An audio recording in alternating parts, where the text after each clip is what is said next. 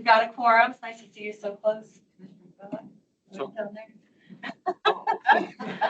We've got a quorum and our first speakers are here. So it's the September Sustainability Commission meeting.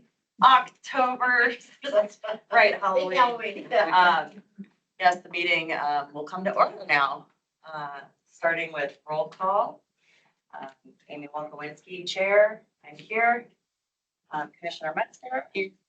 Commissioner Bourne, Here. Commissioner Carlson, Commissioner Conkle,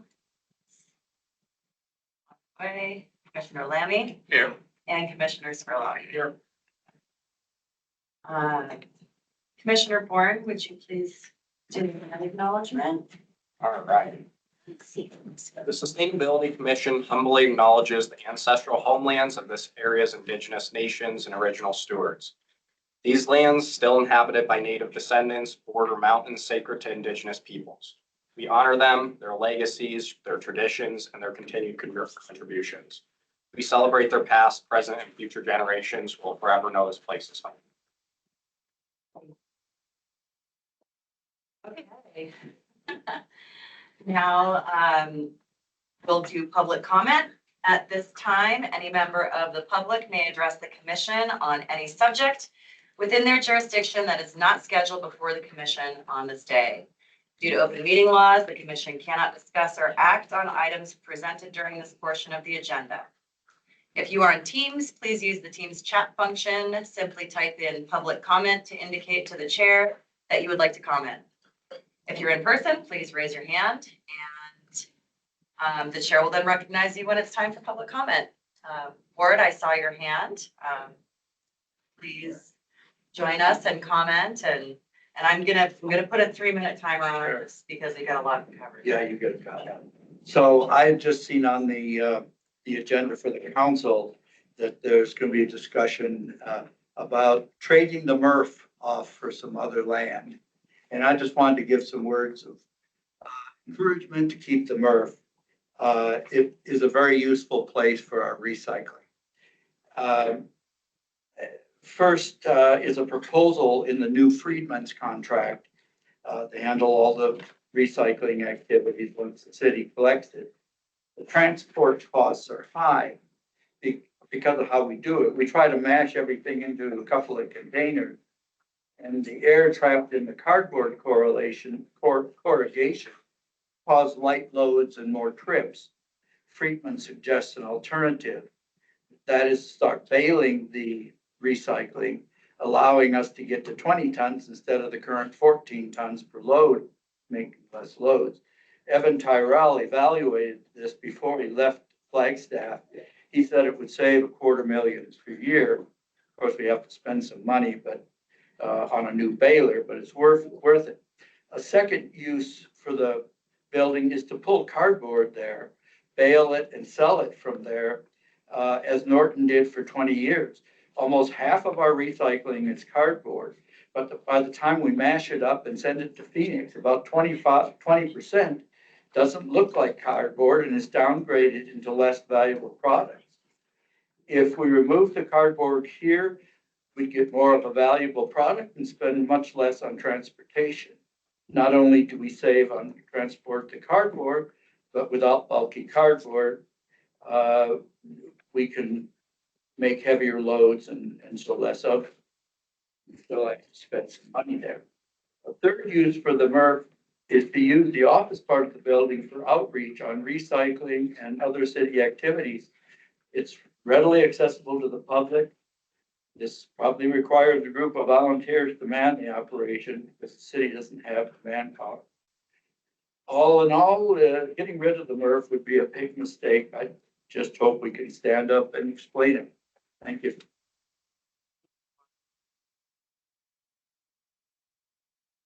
we have any public comment online? Or any additional public comment in the room?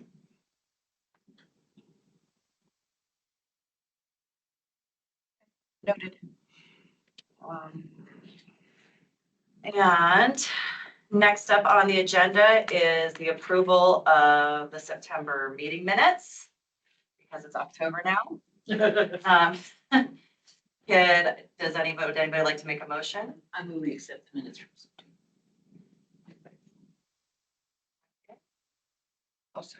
Okay. So we have a motion to accept the September meeting minutes. Is there anybody who wants to discuss this?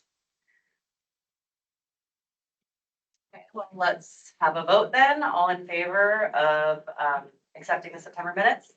Aye? Aye. Okay. September minutes are accepted for the record. And now on to business.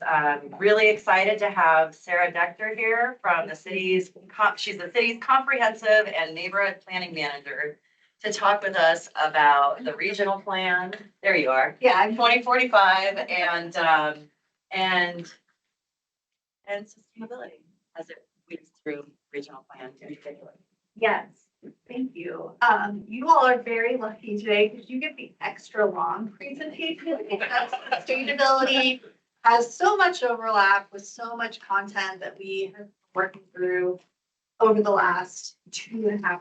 So I always put on my title slide that it's me and Melissa Shaw from Coconino County who are co-leading this, but there are literally almost 100 staff from the city, county, and other government partner agencies that are all reviewing and commenting and helping assist on data and resolving issues associated with creating an updated regional plan for Flagstaff and Coconino County.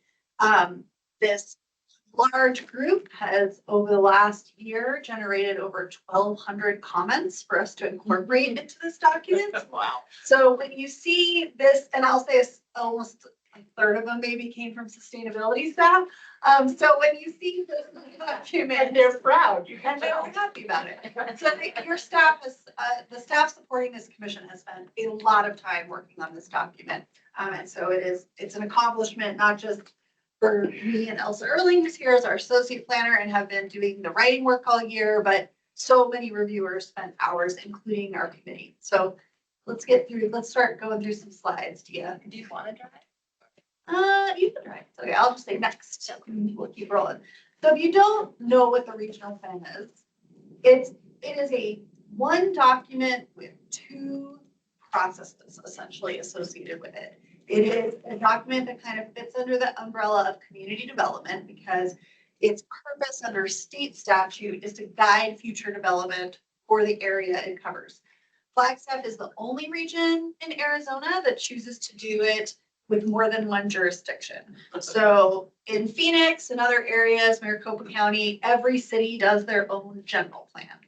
In Flagstaff, we do the general plan for the city, and the same document becomes an area plan for the surrounding communities in Coconino County that fall within the metro plan boundary. And because of this, we've got two different state statutes that tell us what to do once we make a document, essentially. So for City of Flagstaff, we must ratify or at least send to voters for ratification a draft plan every 10 years. We adopted the last one in 2014, so 2015 is probably when this one will be adopted. There are no planning police, so being a year late there's no penalty for that. We're just working on it essentially. We use this document to make our land use decisions, so annexations, dedications and abandonments, and zoning map amendments, and all the amendments to code associated with development. We use it as the basis for our 100-year water supply designation with ADWR. And then it is used as the projections for underlying transportation models that MetroPlan, the city and county use. Yeah, ADWR is the Arizona Department of Water Resources.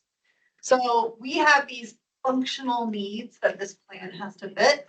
Coconino County, which also adopts this document as an amendment to their comprehensive plan. But it's a very important amendment for them because 2/3 of everyone who lives in Coconino County lives in the 64 square mile area we call the Flagstaff region. So even though it's a very large county by landmass, the population of this county is heavily concentrated in this region. So the board of supervisors and the county staff review this very heavily as well. The county has no obligation and doesn't really even have a mechanism to send this to voters. So this is So sometimes we hear from our county counterparts, like, why don't I get to vote on it? It's like, well, if you were anywhere else in Arizona, you wouldn't even get to vote, have your elected officials vote on it. But we do, so we have this unique kind of two-step process. So I think it's important for people to understand that. One of the reasons this is an important document for Coconino County is, unlike our general plan, their comprehensive plan does not have a land use map. So the map we adopt in this plan is their land use map for our region. So that's just some of the fundamentals. Next slide. This is not an easy document to update, as you can imagine, being as complex as it is and being involved in so many different regulatory processes all at once. And so I always start every process we do in long range planning with listening and being curious and sharing data without really having anything. So we spent a whole year before we ever sat down and started holding workshops, just visiting with people who've got experience with the plan. That both was people internally in the city and developers who have been trying to implement it in the community, on the private sector and nonprofits that have been using it for grant work in the last 10 years.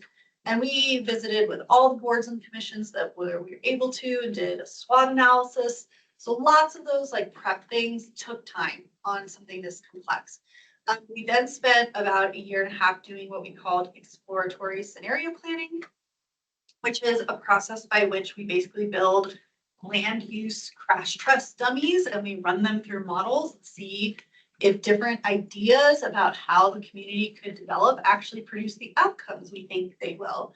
And that's been super important because the housing emergency and the climate emergency mean we can't just decide what we like, we actually have to produce outcomes that move forward to significant issues in the community. Before you went too very far, and I apologize for my ignorance, but will you please define we? Keep saying we've done this. It's the me, Melissa, plus 100. Okay, so, but I mean, is it the leadership council? Is it who are the people that, I mean, is it all the people that work for the city and the city employees, or who are the 100? Oh gosh, I'd have to give you a list. No, okay, so what you're saying is that there's people who care and that's why they're on this list. It's not like a specific organizational structure. I mean, it is the people who are doing community development related work in each division of the Okay, city. that's all I need to. So like Each division, when you said. right, that, you mean each everybody. division, it means like, so at water services, it's, the director. No, That's, and, okay. you That's know, all. Ed Basically, the governmental personnel are doing this. We are the governmental Yes. personnel. Yeah. Well, and when we get to phase 2, we add people and people come in and out of this process as we go. So it's more complicated than that too. The Flagstaff Leadership Committee is in there, a leadership group. That's mostly an educational workforce development group, not necessarily a planning group. So the phase 2 of the process was where we started bringing on consultants. So Cascadia Partners, who's not the same as Cascadia Consulting for the carbon neutrality plan. They just like their region. What came on board and helped to do more of the technical side and the modeling and some of the innovative public engagement, which included gamification of land use decision making and online personality quizzes to tell people how they might match initially and also after having information with different scenarios. And through this cloud, and also very targeted outreach to hard to reach populations. So we were heavily engaged with the Native American clubs at Coconino High School and Flag High. So we had strong youth engagement. We had engagement with neighborhood associations, including the Sunnyside neighborhood, which ran some public meetings of their own associated with Sunnyside. We had groups like NAIC that was helping us reach out to Spanish-speaking community members. So when I say we, that partnership in phase 2 gets really big. Thank you, and I apologize, you did start off by saying you, Sarah, and 100 other, but I just Yeah. didn't have a handle on what that 100 other was, okay. Yeah, I haven't even gotten the acknowledgement page done for this plan yet because I really have to go back and check so thoroughly just the enormous amount of people we've engaged so far. And this process kind of led to iterative process. We weren't really writing the plan very much in phase 2 at the beginning, but over time we were starting to piece together the really important information. Phase 3 is when we actually pull together an advisory committee, and I'll talk about them on the next slide. And now we're at the point of having a 60-day public review, which is a statutorily required review process, which is really everybody's chance to look at this document and help decide what changes it needs before we send it to the ballot next year. So you're doing elections voting work when you're reviewing this document, even though it's for next year's ballot. So next slide, let's keep rolling. So the committee, and here's a picture of those who came in person on this particular day. It was the hybrid meetings, endorsed this draft plan on September 30th. So you can imagine we turned it around pretty quickly, 20 days to get it out to everyone else. This group was selected by the city and county manager, but based on dozens and dozens of recommendations from the elected officials of the city and the county. Every elected official got to put forward 2 to 4 names. And so then the city and county manager went through them and decided how to best pick a group that they felt was geographically and by issue representative of the community. Everybody kind of filled out a little questionnaire once they were nominated so that they had some information to do that with. This group held 15 meetings over 9 months, so meeting way more often than a lot of our commissions. Their meetings were at least 3 hours long, and they did a huge amount of homework in between as well. So if you meet any of these folks, make sure you thank them for the time that they spent. You know, as volunteer commissioners, that's a big lift.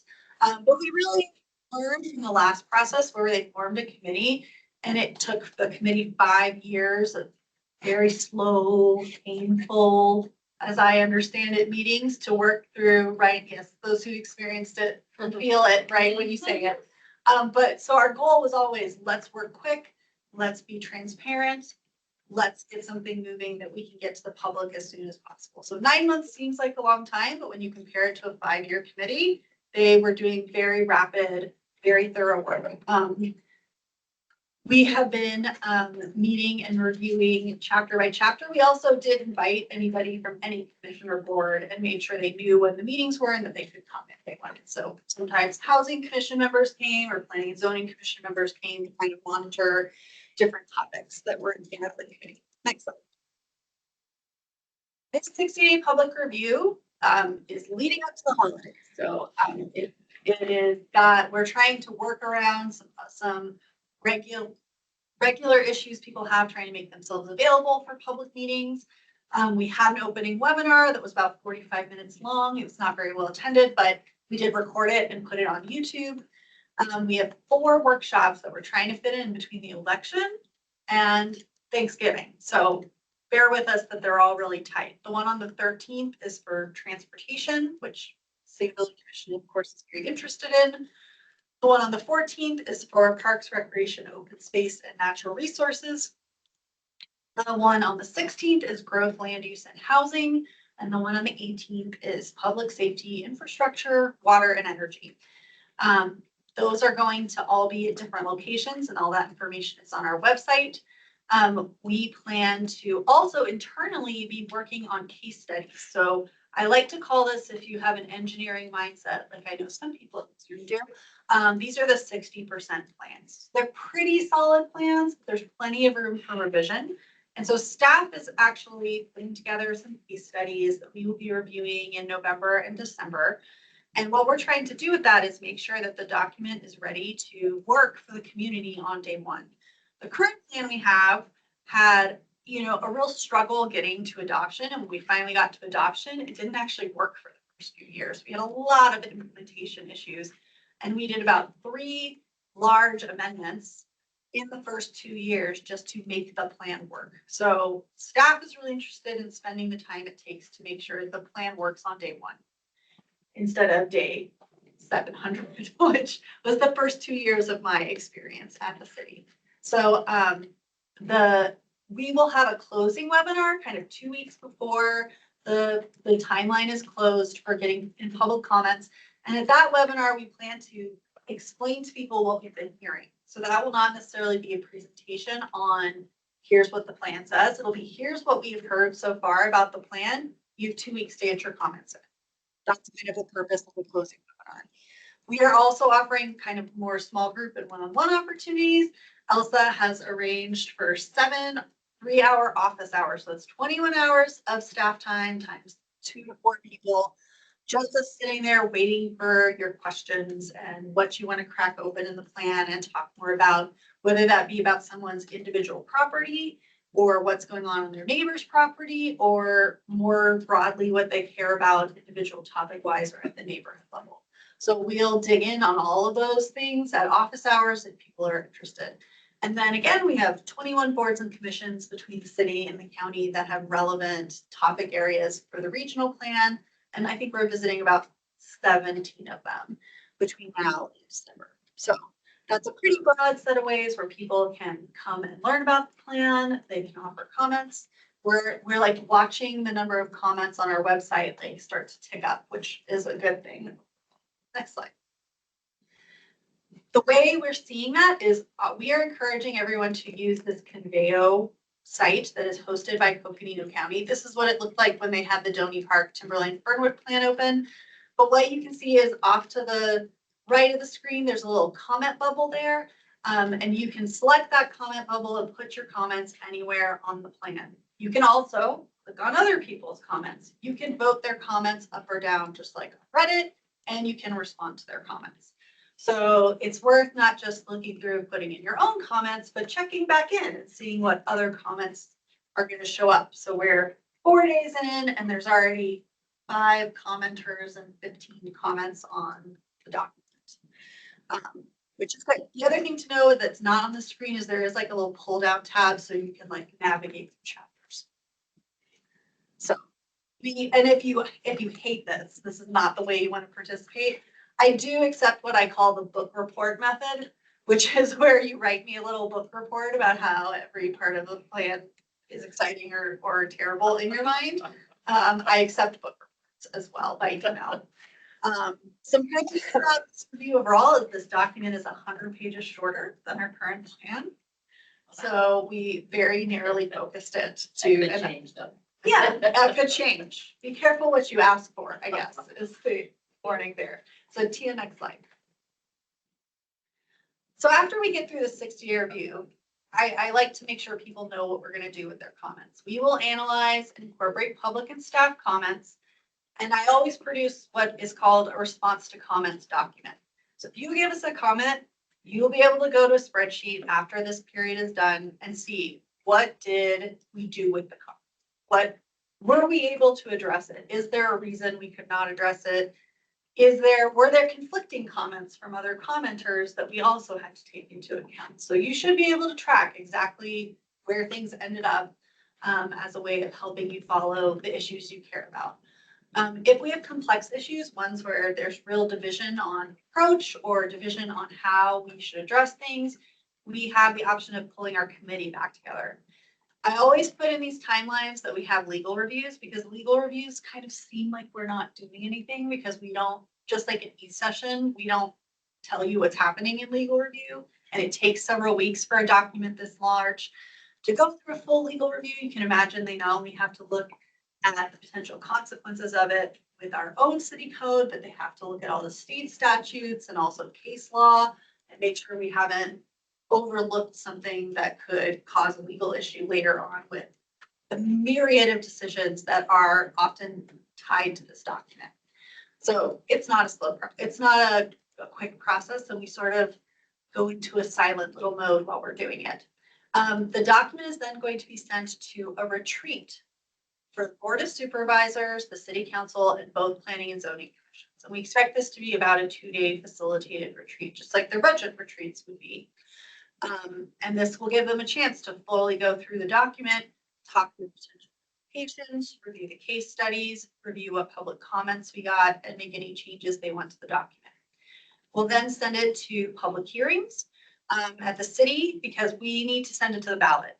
Coconino County, because they are also working on their comprehensive plan, has chosen to kind of wait and see what happens at the ballot, and then they can bring it forward as an amendment to their comp plan. So they'll adopt their comprehensive plan at the end of 2025 and the regional plan at the beginning of 2026. That's their intention. So next slide. You may have seen an older version of this, but this is my new version of the planning pyramid, which I always say was like my favorite slide because I feel like I had to put it on everything. But I think this explains what we mean when we talk about levels of planning and community development better. There is the right side of the triangle, which is very regulatory. It's about development review. It's about implementation of the codes and ordinances that we use to regulate development, variances, and all those sorts of things. And then we kind of have the right side of the triangle, which is what staff sometimes uses this document for outside of regular interdivision staff and ComDev reviews, which is we use it in budgets and funding and developing our projects, and the capital improvement program looks at it for whether or not a project might be moving forward a plan goal. We have the carbon neutrality plan and the active transportation plan and the 10-year housing plan, none of which are specific plans. A specific plan is a plan that actually can be used in development review, where these other plans are our strategic or guiding documents or master plans, but they aren't written in a way that lets them apply directly to development cases. That's just a legal distinction that's important, but they kind of all work at the same level and they work in tandem. So there's sometimes the documents we have really support the left side, and sometimes they really support the right side, but they're all trying to get us to the same place using a whole bunch of different tools. So next slide. So I'm going to give you a tour of the draft plan as Genevieve and I kind of worked through it. And as I said, your commission's purview is very broad. So we tried to be selective, and we're encouraging you all to actually go read the plan thoroughly and make comments. You can, and some commissions are choosing to form subcommittees to write a letter formally for them, and some are just wanting to go through individually and make their comments. That'll be up to you after we talk through kind of big things. One thing about this plan that's different is it sets priorities. The current plan is what has what I call the mom and apple pie problem, which is it didn't really try to make tough decisions. It just wrote down everything everyone liked and said we'd figure it out on the path. And that hasn't worked out quite the way we thought it would. So this plan is more narrowly focused in that it sets priorities, and those priorities have a clear tie to land use decisions, because the left side of the triangle is kind of the legal purpose of the document. It's organized differently, and I'll explain how. It is really incorporating our scenario planning findings, which we'll go over a little too. We'll talk about the sustainability issues in land use decision making overall, how climate action is supported through goals and policies. And then I'll get back to some technical things of how we amend and change the plan over time. And also this piece of the plan that's very unique to Flagstaff, which we have an urban growth boundary that has been an anti-sprawl policy the city has had for over 30 years, and what we're proposing to do with that at this point. It's been through a lot of iterations, and we're looking to get feedback on what the next iteration should be. So next slide. These are the 5 plan priorities, and they're numbered, but they're not really in an order. I would say that they're just the 5, essentially. And you can see that reducing community-generated climate pollution and protecting air quality is on this list, as is regions' preparedness and resilience to hazards of climate change. And really importantly, too, that all of these are climate-related focuses and priorities for the plan. The exploratory scenario planning really showed us how those are connected very strongly in our community, and we'll talk a little about that. So next slide. I said we talk about plan organization. So the plan is organized into 2 sections. The policy section is for the left side of the triangle. These are the goals and policies of the plan, and the growth and land use framework, which includes the map that we often call the future growth version, which tells you a lot of information about what you can and can't do with certain properties, or what kind of process it would put you through if you needed to make amendments. The implementation section is what we wrote to support the right side of the triangle. It gets at big, broad principles and actions that the city and county need to take to move forward on the goals and policies. So next slide. I just put up the definitions for goals and policies here because I think People, they mean different things in different documents. This is generally how we have defined them. And also just the idea that a land use category has guidelines that tell you what do you do in this land use category as well in chapter 4 of the plan. So give people a second to read. I hate reading out loud to people. So next slide. The implementation section has these 2 new parts of the plan. So implementation guidelines were written to capture broad principles, assumptions, and best practices that guide why we selected goals and policies, what we intend to do with them. But some of them can't be implemented until we actually get the code in place to do that. And that's something that was very unclear in the current plan, because we would end up saying new development should do X, but we never had any of the code updates we needed to actually compel new development to do those things. So we put those things in implementation guidelines that we strongly indicate, if you want this community, we're gonna have to pass some code updates. The plan will not achieve most of the things in the implementation guidelines without the work that we need to do updating code, which sustainability has been involved in through the last CAP process, land availability, suitability, and code audit process. So that's important to note, but we still wanted to capture some of those principles so we knew what we're trying to achieve, and staff has good guidance on that. The last plan originally had a strategies chapter that was full of action items. So it was so long and so comprehensive that the council decided to remove it from the document because they said this would take us 30 years to do. Like, it was way too wishy of a list. So when we created action items, and as we went through them, we tried to be very strategic about picking them. And then ultimately the committee identified which of them were high priority. So the plan has 23 high priority action items, which that feels accomplishable in a 5 to 7 year period. And about 80 other things that if there were an opportunity to do them, they'd be really important. We would consider them plan implementation actions. And so that is a really key part to understand, is that this plan is much more action oriented and less policy oriented. But you can't put the action oriented part on the left side of the triangle. It has to stay on the right side. So next slide. Another distinction we made is the current plan has like 29, 30 maps. And those maps could mean anything sometimes. And I run into this issue all the time. Someone brought me a sewer map the other day and said, "Why there's not a future sewer line here, so why are we building a sewer line there?" It's like, well, that's not, this map was never meant to restrict where we put sewer lines. It was just showing our plans for sewer lines. So we made a distinction in this particular plan to say, here are the maps that are setting up policy, and here are the maps that are giving you information so you understand the policy and the implementation language. And so they are titled this way so we can make a clear distinction.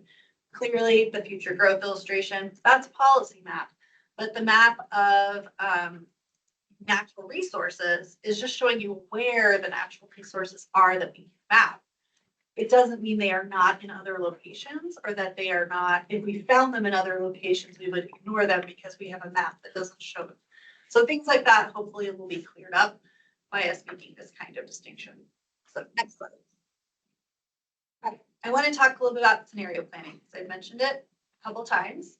And some people here, I think, went to the workshops here or there, maybe a few people, but it took over a year to get through this particular process you see on the screen. And it really starts with critical uncertainties. And as you can see that uncertainties about the severity and breadth of climate change impacts was one of our critical uncertainties. The other ones were infrastructure funding, which could be highly variable over time, and population growth. This is the first decade where the Arizona Office of Economic Opportunity has shown that Flagstaff could have a decreasing population within the next 20 years. And that is because our birth rate is so very low. We keep having a hard time because of our cost of living in getting new families to move into our neighborhood. That lowers your birth rate because you have people give birth in the community, and increases your death rate because the people who are staying put in houses tend to be getting older. And so migration is really the key factor. We know that climate migration could be a significant unknown.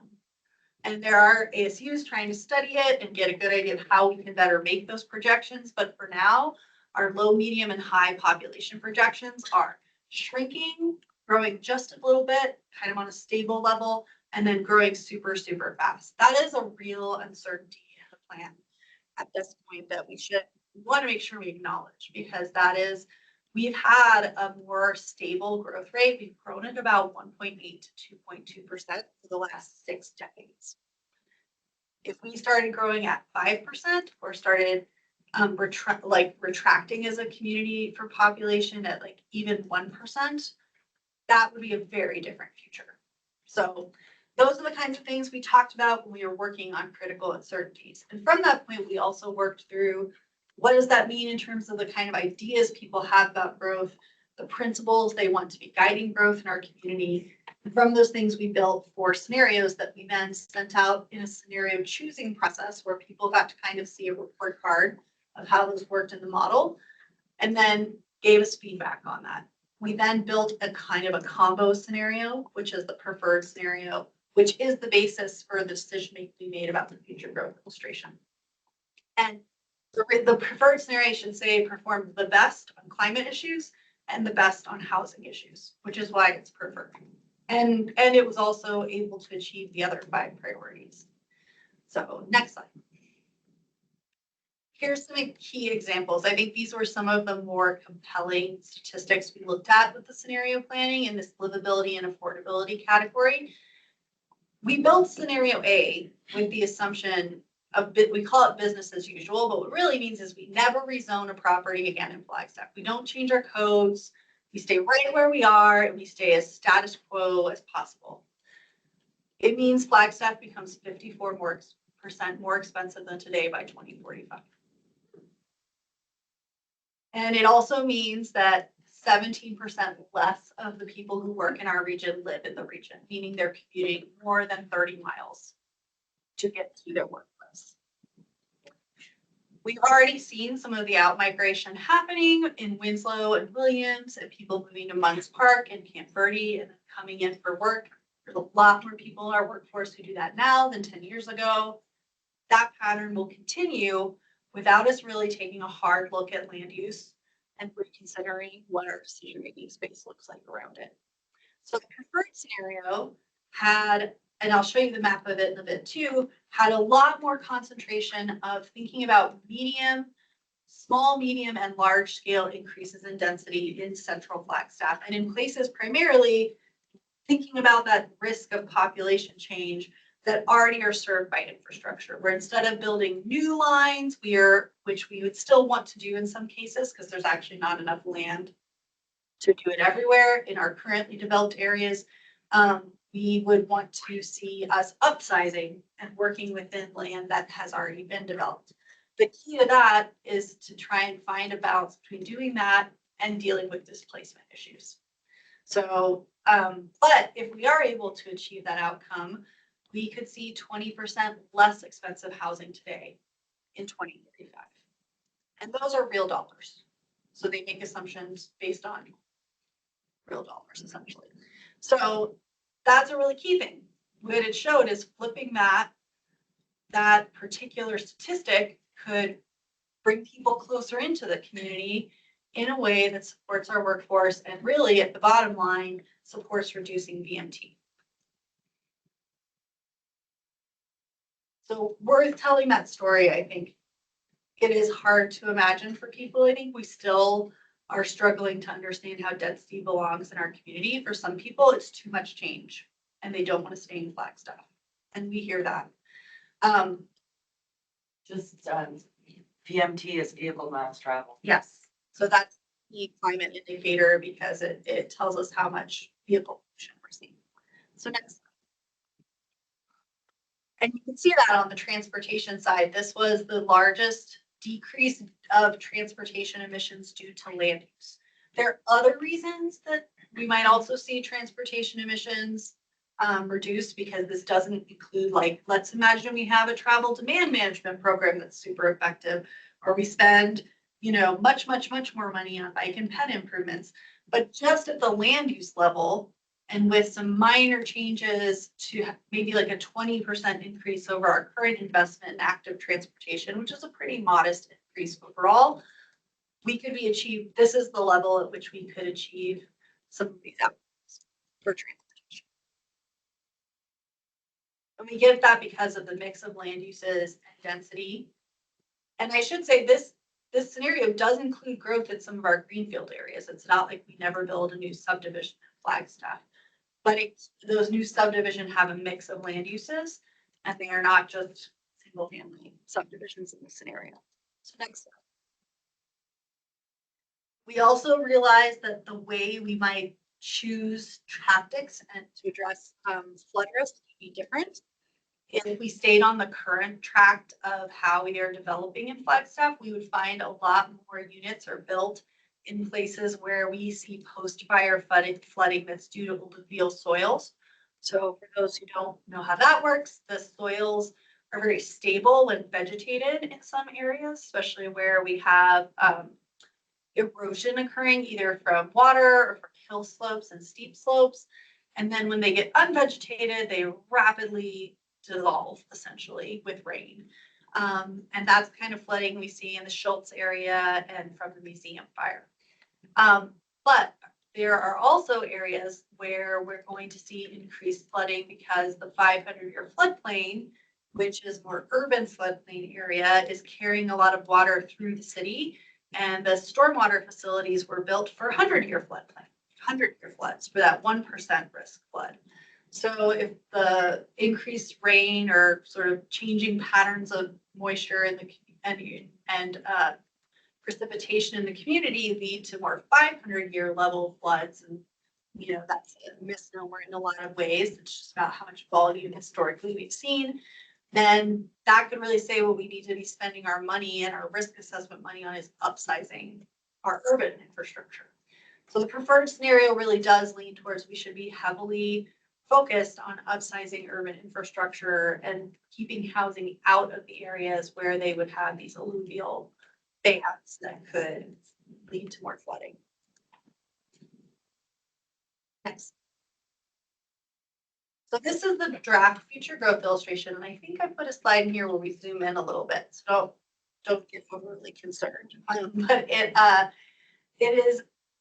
it is different than the current one because it is actually parcel specific. If you've seen our current future growth illustration, it's kind of like bubbles and it's soft. It doesn't really align with parcel lines, but this is our attempt to look at the parcel level.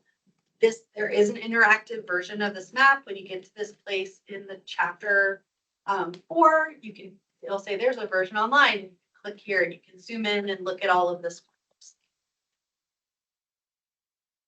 But largely those purple areas are the densest areas. They're the urban corridors, centers, and neighborhoods. The yellow are the suburban neighborhoods. The brown and orange are suburban centers and corridors.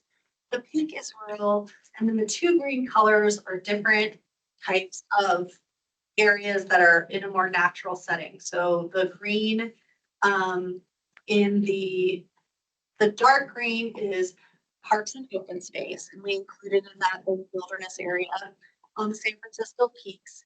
So anywhere that was wilderness got included in this one. And then the second category is federal lands and working landscapes, which is a new category in the plan. It's really about lands that have existing resource plans and that may have some active resource management. So we wanted to acknowledge, especially with fire risk in the community, that you might see timber landings and lumber work going on in these areas to reduce fire risk on the landscape. The heading says future growth illustration. So does that mean that where, say, for example, the blue is, and I don't recall what you said the blue was. Oh, I didn't get to the blue yet. Okay, Go ahead. Future, the density. Does that mean in the future it'll be more dense, or is that where it is dense now and this is just kind of like, oh, we'll expect it to be more dense later on? It is areas mostly that already have moderate density, but some of them are pretty low density. And we would expect them to have more density in the future if we invest in it. We can look at that as the future. Look at, Mhm. if we go to the map, this is what your vision is for the future. Yes, this is the vision it would take for us to achieve housing, the housing emergency goals and the carbon neutrality goals. Next slide. So then there's also the goals and policies, if you saw that, if you remember where that we were on the scenario planning chart, we're towards the end. We then take a lot of those things and we try and write the words that help us understand the map and understand where we're trying to go.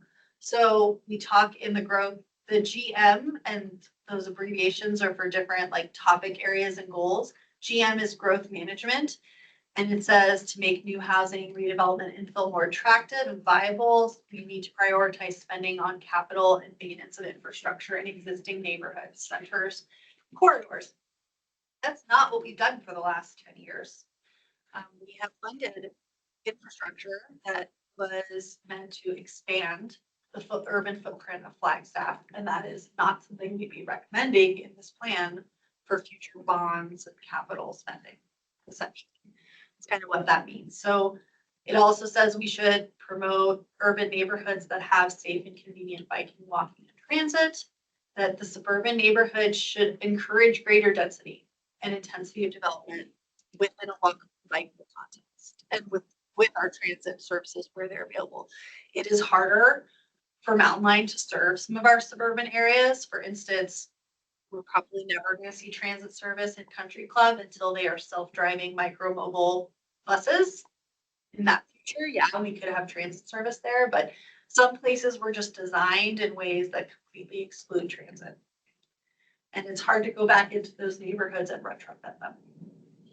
So there is some limitation in our suburban landscapes to meeting a goal of having them all be transit accessible. Is there any data regarding where general employment is? Because it makes sense to me that when you're looking at transportation between where someone lives and where they work, that you ask, so where do people work in the town? Yeah, so the blue areas of the map, if you want to go back a few, Tia, are where we foresee, both we call them employment areas and then also university and research districts. Employment areas, though, are kind of a mixed bag because some of them are very industrial, and we do not want our industrial uses always to be very central to town. So like a good example is the cinder mines out on the east side of town is not something we want close to where people live. And same with, we have concrete batch plants. Those are actually really important for our community sustainability. We don't want to exclude them, but we also are never going to run a bus line out. If you're looking at large employment areas, you're not looking at East Sado and things like that. And so the more intense ones are the dark blue. Those are the university and research districts. Those also include our military installations of NOFIS and Camp Navajo. And then the lighter blue is other industrial type areas, which will include the airport, the business park around the airport, the city's been developing, things like that. So next, you go vote 2 this time.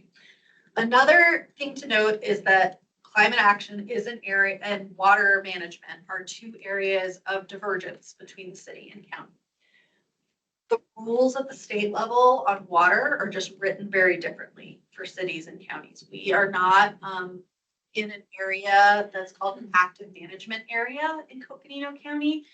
And so Coconino County would have to unanimously pass the ability to acquire an adequate water supply from new development. They've not ever gotten to the point where the Board of Supervisors has been wanting to do that unanimously. So for example, in Pinal County, they have to have some certification that there will be 100 years of water to build a housing project. Correct, that because Pinal County is an active management area. It's ridiculous because they can't prove they're gonna be 100 years of water, but nevertheless. Yeah, well, in the city of Flagstaff, we have as a water utility, a 100-year water adequacy designation, Okay. and we maintain that. We are constantly studying our regional hydrology, checking our water levels. We have a planner in water services who devotes her days and nights to making sure there's water availability for generations in Flagstaff. Coconino County, because they don't have as much control over how development does that, has basically doesn't include the 100-year water adequacy designation in their goal for the regional plan at this time. Those state laws might change in the next decade. There's definitely conversations about it going on at the legislature. And in climate action in the city of Flagstaff, where we have a more centralized pattern, is very different than climate action in Coconino County. It's really hard, other than supporting electrification of vehicles for Coconino County, to think about vehicle miles traveled as an objective that where city of Flagstaff is tying ourselves very heavily to that need in terms of our climate action. It's just so spread out. And there's still a need to have freight and all the other things that you need to serve this population that's supporting national parks and, the dam at Page. So some of these things, these communities aren't going to go away because of climate change. They need support, and it just looks so very different than what we do in Flagstaff. So some of their climate actions are about wood stove conversion, which we do not do a lot of. So we have very different approaches. And so ours still says we want to achieve and maintain carbon neutrality for the city by reducing emissions from all sectors. And the county's goal is going to be to support and advance climate goals and policies that they can do to address and respond to climate change. It's just going to look different for them. That's how we've ended up. The current plan didn't have any split goals. We agreed, or we didn't get there. But we just came to these two things and said there's too much difference in how we have to approach these topics to end up in the same place. We still want to be coordinated. So we want to keep everybody's ideas of the plan for this. Next slide. We do have specific climate policies. So CA is for climate action. Not going to read them to you. So you can just see where we're at. That we talk about building our resilience. We talk about reducing our impacts. We talk about energy consumption. Food deserts, that's an interesting, we love that phrase. Food forest, like that. Yeah, well, food's important. Food is a transportation issue. It's a water issue. It's an energy issue. It's an economic development issue. And it comes up in a couple of places. We actually are really restrictive in the city of Flagstaff on food production. I don't know the whole history on that, but Might have to do with how much it costs to water things. yeah, it's probably how much it costs to water things. Our current plan actually would discourage us from having greenhouses and food production because it's so water consumptive. Water Services has changed their feelings on that because the pandemic really showed them that food insecurity in the region could be exacerbated by the fact that we were being so conservative with our water. And so we're trying to open up that conversation a little more in this plan where it was just 100% shut down in the current one. So next slide. We also talk, of course, about reducing greenhouse gas emissions and fuel switching, access to energy efficiency programming, and advancing electrification of vehicles.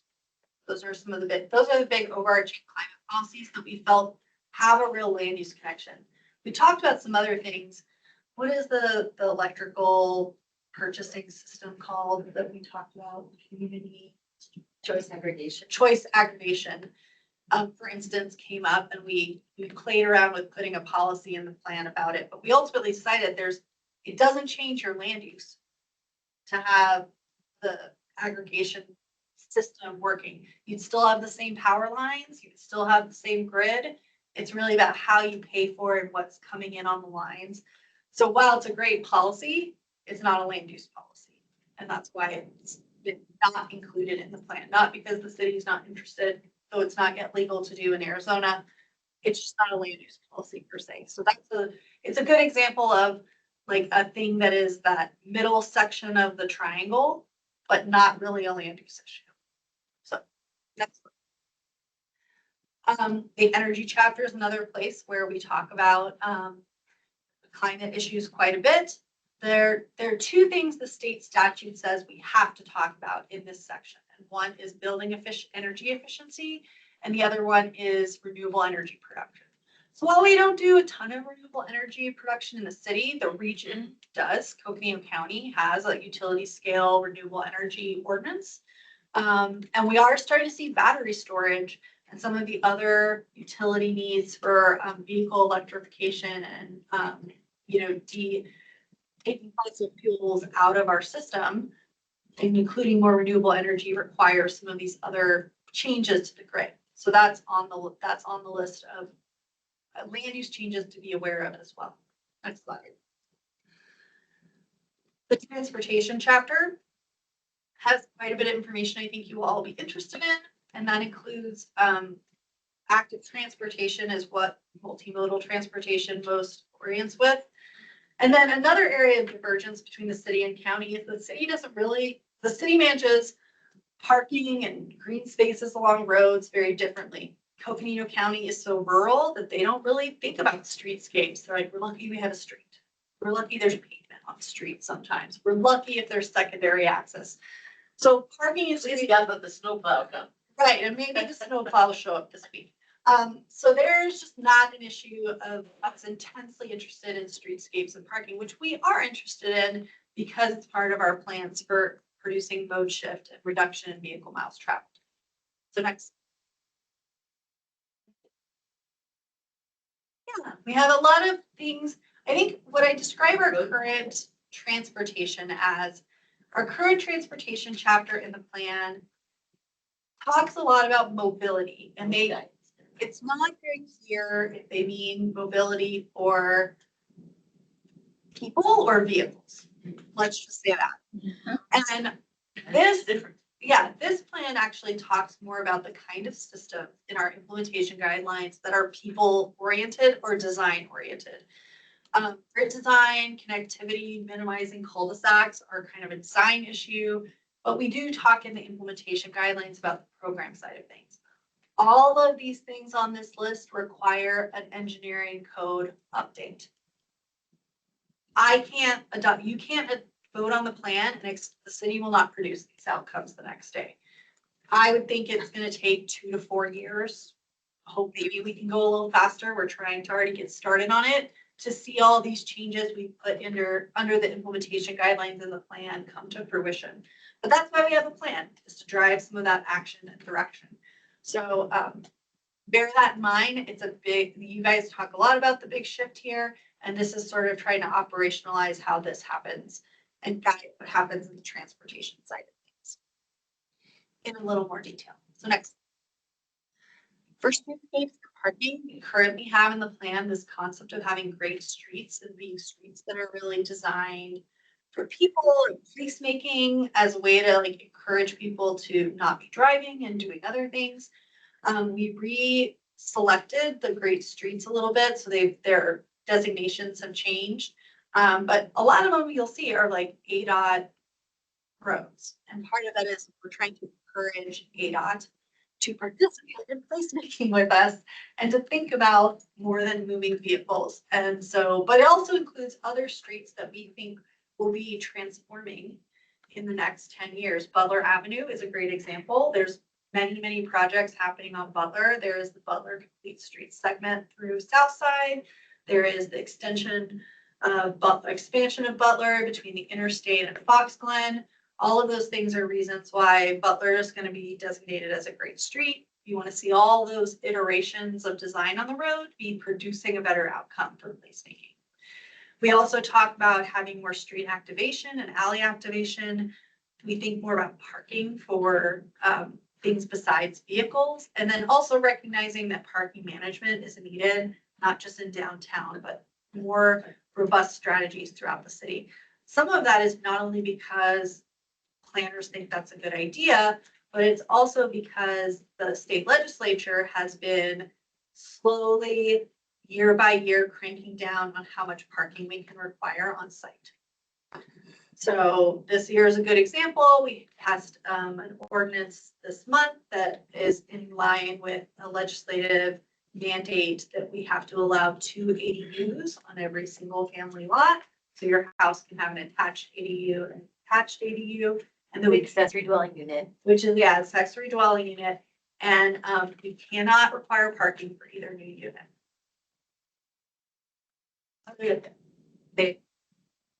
That's the law. And the way they wrote these laws was that if we don't adopt code updates that meet those within a certain time frame, they just invalidate everything in your code that doesn't implement it. So they are mandatory code updates. we've got to get really serious if that's the direction the legislature is pushing things about rethinking parking in our community. And that includes the winter parking ordinance, which was a high priority action item for the committee. They said it's time for us to look at the way other cities do this and realize we're actually quite an outlier. Winter parking in other cities, there's only one other city as restrictive as we are in the whole United States that gets as much snow as we do. And it's Burlington, Vermont, and us are the only ones that have a full winter parking ordinance. Everyone else either does it by everybody off the streets within so many hours of a storm event, or will tow you essentially, and or even an odd parking to allow for like a passageway and then a second. So it's weather driven as opposed to seasonal driven. That's Yeah. your- They drive it by Event weather. driven. They either drive it by event or they drive it by like a street sweeper kind of system. Like my family, my in-laws live in Long Beach and they can't park their car on one side of the street on Tuesdays and on the other side Well, on they're New York City. Thursdays. Right, Same or New thing. York City or any other places. So if you think of places with less snow, it's kind of the way a lot of places do their street sweeping. But those are the kinds of things we're gonna have to have conversations about in the near future. And I didn't understand when you were, and I apologize, but you're talking about there's something on the land where you said that you couldn't have parking. Was it for campers or? no, it's for new dwelling units that are somewhat limited in size. So like you have a tiny house or you have a mother-in-law quarters or something like that. And the state legislature is saying you can't require parking for those places. Mhm. Because people are gonna have to just, like, walk to their house or whatever. Yeah, or park on the street. Or pay for parking somewhere else, or not have a car. But it actually allows every single family home that's basically not an HOA that otherwise restricts it to have two units like that. One that's like attached to their dwelling unit and one that's separated. So, next slide. We also talk about resources. Like I told you guys touch a lot of the plan, so we're still going. So resource stewardship and resilience and infrastructure are all really important issues. When we talk about natural resources in the plan this time, we don't just talk about how much we love natural resources. We say they are here for us to steward and for us to build our community resilience. And then we really do acknowledge cultural practices for the first time in line with environmental stewardship in the plan. We talk about cultural burning. We talk about recognizing the importance of Indigenous knowledge in environmental management. So that is something that the last plan was totally silent on. We also talk about hazards and what kind of try to recognize the interrelatedness of our natural systems being healthy and emergency management issues that we've seen in the last 10 years. So talk about flooding, talk about enhancing our ecosystems and watershed health. Next. We also have this resilience goal in the infrastructure and public safety chapter that really talks about what our preparedness situation will need to look like in the future, considering climate impact.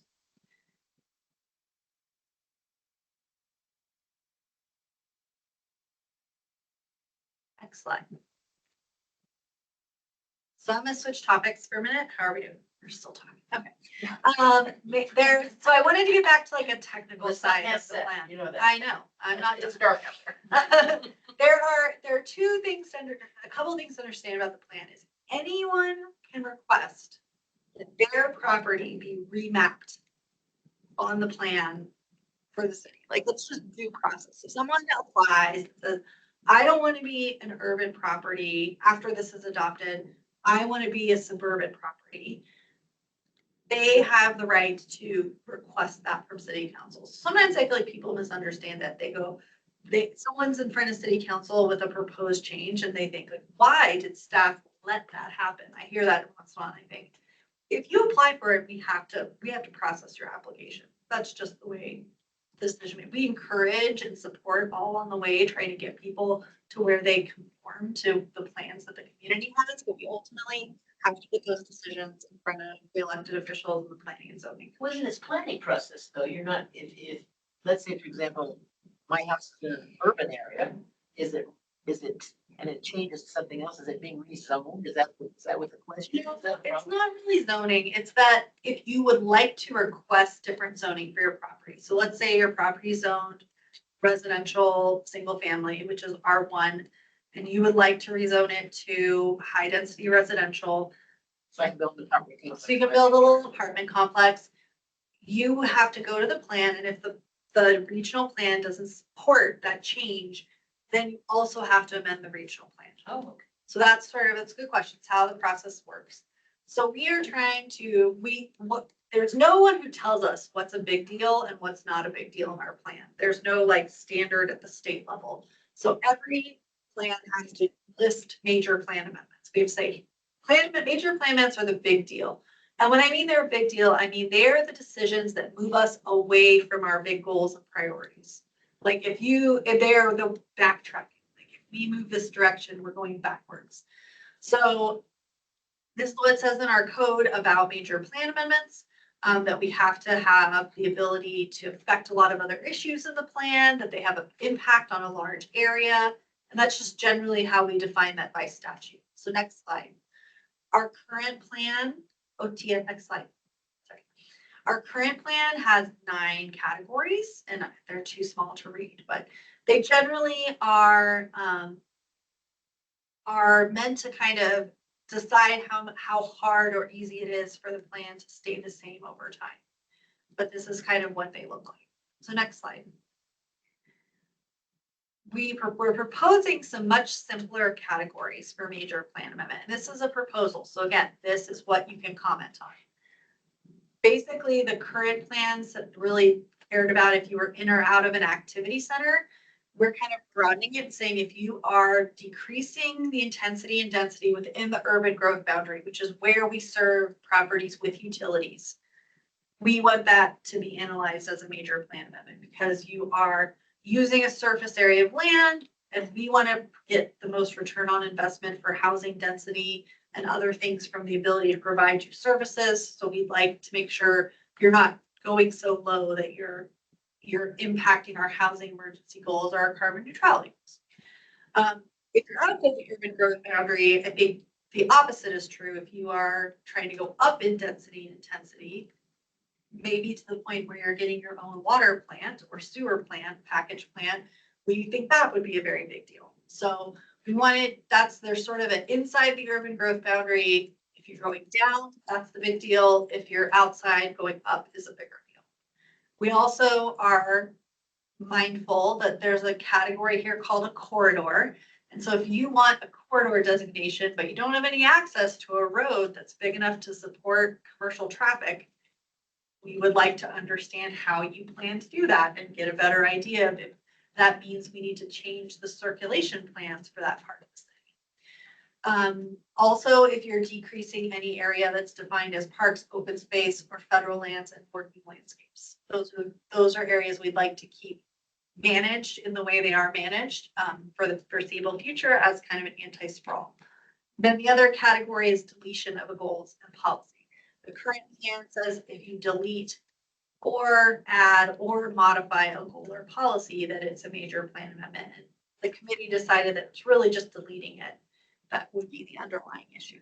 So these proposed categories are going to replace the current category. Correct. That's correct. So look at them side by side if you like. We'll definitely go over them at the growth and land use workshop. Next slide. The other thing we're introducing that we don't have right now is administrative changes. Most other plans let the city planning staff, which it'd really be my position and the planning director, make some administrative changes to the plan. And all throughout the last 10 years, people have requested, can't you put it online? Can't you make it more interactive? So there are hundreds of hyperlinks in the document now, hundreds. Every resource, every reference you can hyperlink to. If you would like the person in my position to maintain that, you're going to have to let that be updated administratively. It just won't work. Also, there are sometimes minor errors on maps or text, and maybe it takes a year to find them. That has happened.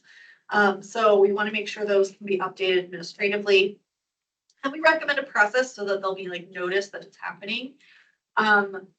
And then the other key thing that's happened in the last 10 years is sometimes Coconino County or the city would change the future growth illustration, and we only did it for one jurisdiction. So like Belmont plan changed part of their future growth illustration. It still looks the old way on the city. So we'd like to be able to, if the county does it, we don't have to take it all through hearings again for something that's extra jurisdictional. It doesn't make any sense for us to really do anything but go, thanks. We'll update.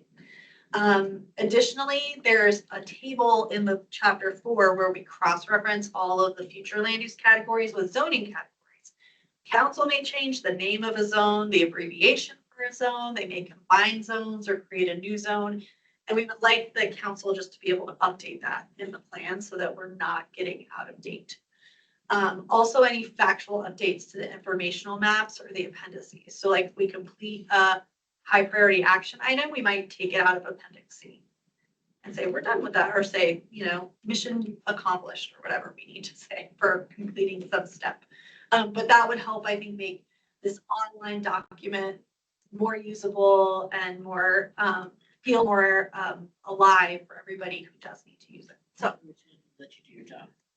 yeah, that'd be nice. Then have to go through thousands of dollars of notices to do these kinds of changes. I think the city budget manager would also appreciate it. So next slide.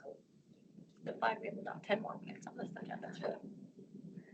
And then the urban growth boundary is the last thing to talk about. We talked a little bit about what that was.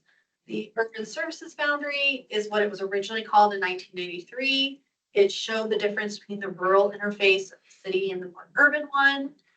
It was always a minor plan amendment in the 2001 plan to amend it, but we made it a major plan amendment in 2014. And that's kept us from doing some things that the city water services department felt be a way of helping solve some problems like wells that were drying out in nearby areas, and maybe keeping new water competitors from also getting into the sea aquifer where we get our water. They like to have a lot of wellhead protection. So they would like to see us maybe reconsider it being a major plan amendment in this plan. So next, just to show you where the urban growth boundary is, it's that blue line.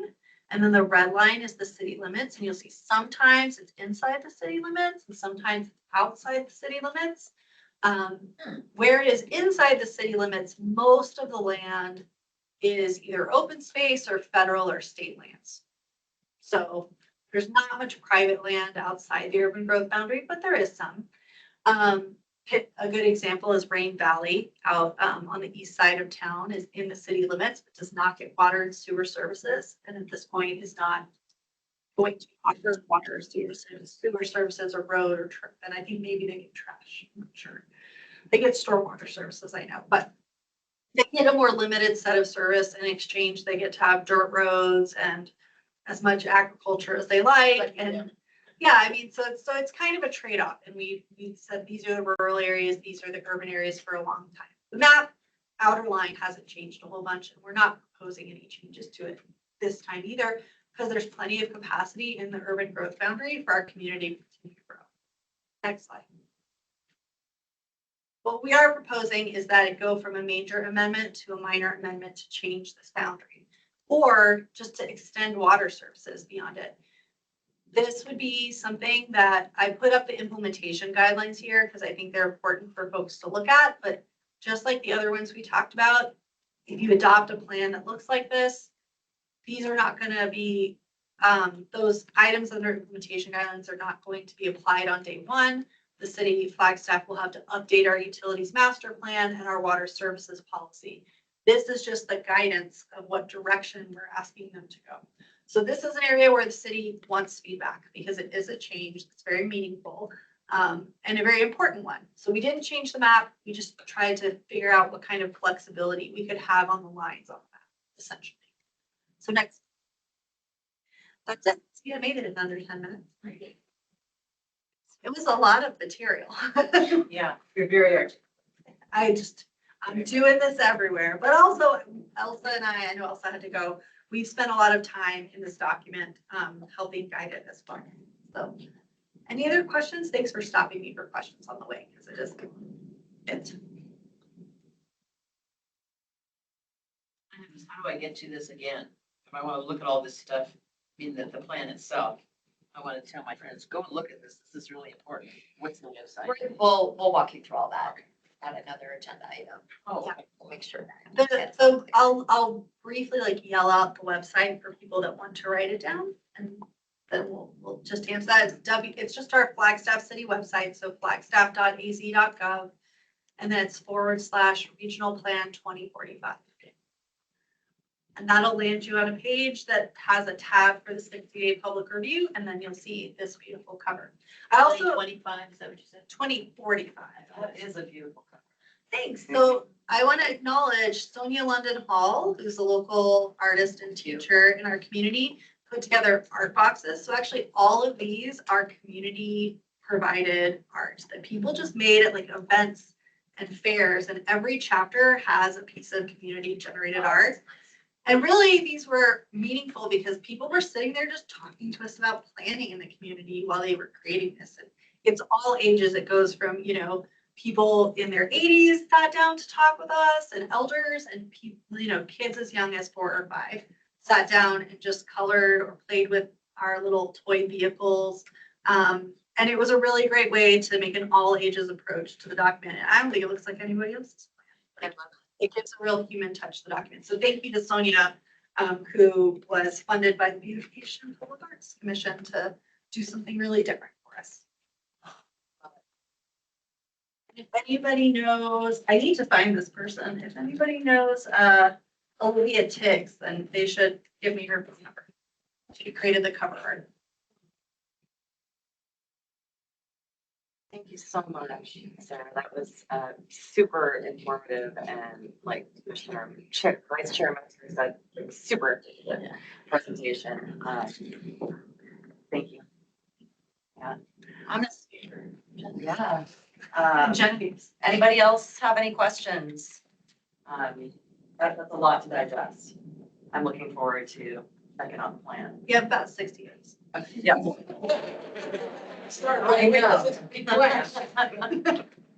Okay, our next item on the agenda is to hear about sustainability and climate action in the regional plan from Nicole, our sustainability director, Jenny, the climate action section director, and Genevieve, who's a climate analyst.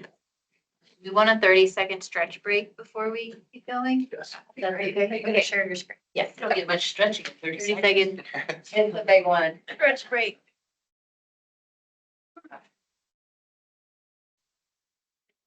Sitting. And the chocolate is for everyone, or, if you want. I offered it back there. You They did? didn't No, want it. no takers? It is the season. I'm not sure it's chocolate. Oh, It's so good. It really is tasty, I thought. Like a This is punch some, bar. this is some alternative candy I can tell. But it was. I struggled with it. It's either chocolate or popcorn. And then you know how I am with popcorn. I would have like taken it back and you can get it all. It's popcorn. Or popcorn, yeah, both. I told Jenny to like come from Jenny when I landed in. I like it when I get up. Wait. Oh, And I was still hungry. And I checked in right next to the check-in. Yes. The hot dogs and champagne. No, this is how we actually, my friends have birthdays and I go. Yeah, I got it. She got a birthday. I'm showing you this. I'm sorry. Bobbing. No, but there will be. You can have champagne too. And so I told everybody, we're gonna have garage In the dining offered hall on the big screen. party favors. That's that, me and Tony, that's from Parents Weekend. One of the things I have. That's when we moved her in. Leave your microwave. That was moving. Yeah, Tony and I went to get food in the Riz, the mascot, took our seat and then we came back. I love it. Yeah. What do you think? I'm hooking it up, so I just get to where we are. Awesome. It's heavyweight. She has 4 hours. I had friends show up to the party night yesterday. Hilarious. We need the party till Saturday. Rehearsal tonight, tomorrow. Through town. You thought it was on a Tuesday? Water shipped down. Well, we have, I may have little card parties, especially. I know, it's really dark That day. That's a heavy, Yeah, well, that'd be fun. yeah, that's a heavy. Somebody coming as a cat. Yeah. I mean, it's a heavy book. It is a heavy one. It's a heavy cartoon. It's a heavy. Uh-huh. So. We're having They're fun. all cat people, they're like really mad. I appreciate that they're trying to get kids to understand. Oh, I think it's exceptionally exciting that it's for 2045, so kids getting involved now will be voting adults in 2045. Yeah, we talked about that. Some of us probably saw it by then. I won't be first. Right, I'm gonna go ahead Maybe and not. get started again. Everybody back? Cool, okay. So I have another presentation, sorry everyone, but it'll go quick. And it builds on what Sarah, thank you, and everybody talked about. iPad that we can follow along with you or not? Not on this one, no, but it'll be sent out after. We can watch it. So, and then we'll have a discussion and talk about next steps. And really just to kind of preface, like, this is it's trying to give you the foundation of the regional plan and kind of where it's going with sustainability and climate action. There's so much detail that we can go in the future to support anyone who is wanting to review the plan either as individuals or as a Sustainability Commission representatives. So just kind of want to say that like, this is really the foundation. So there's plenty of room to dive deeper into more detail later. Not going, hold on. There we go. So yeah, Sarah mentioned this, but I just kind of wanted to reiterate and just show, because I thought it was really helpful for me, to actually click on the link and show what it looks like to actually comment, which is really cool. So you can go here and you can pick like whatever chapter you're on. So I was looking at chapter 3, but now it's going to the introduction. And if I want to do a comment, I can look at people's comments here and we can see there's already comments. And as Sarah mentioned, you can vote them, you can reply to them, and then you can add a comment. How do you add a comment, Sarah? Yeah, scroll up. You gotta scroll up. No, no, yeah, right there. It's Oh, like, this one, yeah. yeah. So you add a comment, so let me close that, then you add a comment Great. here. Well, it's not showing, it was showing up earlier, but anyway, pretty easy to add comments, respond to other people's comments, so. It's really cool format, it feels very accessible, so kudos to Sarah and her team for getting it online in a way that feels like a lot of folks could comment on it. So just want to share that. And then Sarah mentioned there's 4 workshops coming up that are going to do a deep dive into the chapters listed here. I believe some of them are on weekends, like they're on weekdays. They're kind of a different time. You So, got one date wrong, November 16th, not 15th. all right. Well, 16th, not 15th, everybody. So this isn't posted, so we're good. Anyway, and these are just a really good chance to dig deeper into these chapters, so especially as folks are reviewing it, and there's you're tasked with reviewing like the land use chapter, for example. It'd be a great idea to go to this workshop to kind of get a deeper understanding. And you find out where the workshops are by? Well, they are on the regional plan website. Okay. They're all listed, time, date. Sarah, do you have anything else you want to add? Yeah, and they're in different places in the community, like we didn't put them all in one spot, so like they're Flag High School and the Aquaplex and out at Cromer, so. Yeah, and we can send that out too, but it is on the website. There's a lot of good stuff on that website. So, and that's this website here too. And then there's also an email list, so if anyone hasn't joined, please go ahead and do so. You get lots of good updates. And yeah, we'll send this out after, so you'll have that. So anyway, just kind of a recap. And then I know Sarah did a detailed tour of the plan, some of the climate stuff, but I thought this was helpful just for me to think about like what's generally in some of these chapters. These are the really taken from the summary of goals. So there's more themes in these chapters, but that's just kind of what's in them. So as you're thinking about like which chapters you may want to look at, Sarah covered the ones that have the most climate and sustainability stuff, but there are other chapters and it really is in different parts of the plan. So the first 6 chapters, and then those are the next ones. So as you can see, it covers a wide range of topics, all related to land use. Yeah, so anyway, that's kind of a general overview of what's in there. Okay, so what I wanted to do is just briefly talk about some of the comments that we sustainability staff have made in the most recent review.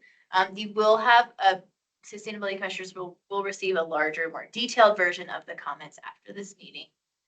You're looking at me, Nicole. Do you want to add something? Yeah, finish your thought. Okay, but I'm just kind of doing a very high level overview of some of the kinds of things that we have commented on. whether they were added or not added or partially added, just to kind of get a sense of, start thinking about like the kinds of things that you as commissioners can comment on. And again, like everyone's different, going to see different things, we're going to have different perspectives, which is really exciting, having so many eyes on the plan. But these, I'm going to go through a handful of comments that are basically some direct or paraphrase from comments we've made on the plan in different chapters, whether they were added, and we can talk them through. Nicole. Yeah, and I just wanted to provide some context because as you picked up on, this is a very dense and rich document. And in asking the commissioners to review the entire document, whereas perhaps the Parks and Recreation Commission isn't reviewing the entire document. Yeah, we wanted to provide some guidelines or some guardrails of potential and like types of things that we through the sustainability lens are looking for.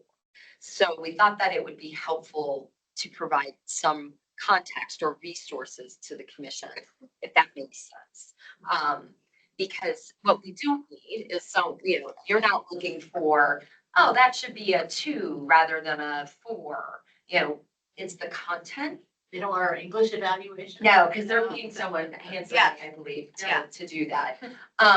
But what we're trying to do, we're looking for that content and subject matter. And we encourage the commission to be bold and innovative and creative as well in their responses. So we wanted just to give you something to reference. So, thanks, Jen. Yeah, Thanks, just a Nicole. question, though. As we're doing this, let's say we go to that website, we're really doing it as citizens of the community. It's not the commissioners saying this. We're right? gonna get to that. No, the commission is going to actually formally respond. Oh, I'm sorry. I didn't Yeah, know. no, you're fine. The last time That's a I was teaser, here, spoiler. yeah, the last time I was here, I said, don't do that. But this is the time for you Is it the to. time? Thank you all. Great question. Yeah. So basically, oops, not sharing my screen. Let's see. Basically, yeah, there will be opportunity to make comments as a commission as well as individuals.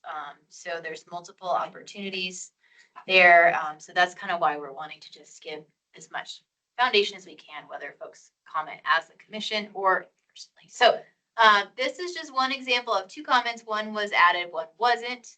The first one wasn't added because we didn't have time to go through it in the regional plan committee. So it doesn't mean there isn't an opportunity to add it or address it in the future, but that this is an example of a comment that was not added, and it talks about restructuring vision for the community and talking about what we'll do and focusing on increasing attainable housing and preparing for climate change.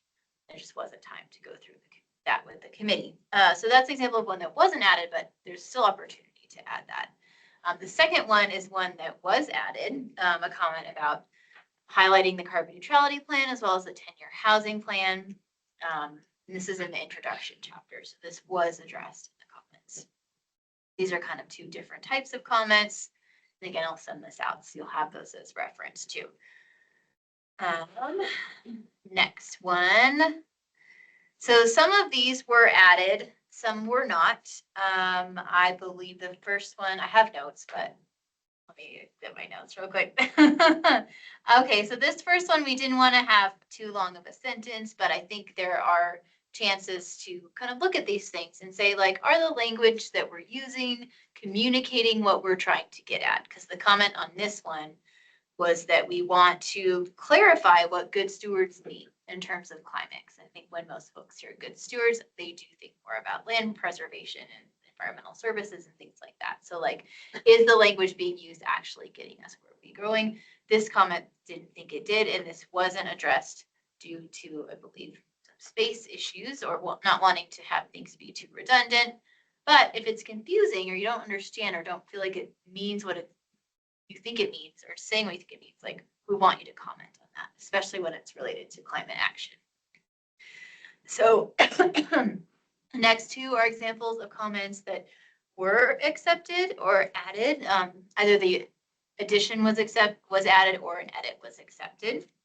This is the first one's talking about wanting to clarify things about different housing types and density and really clarifying like what does that mean and making that understandable to folks.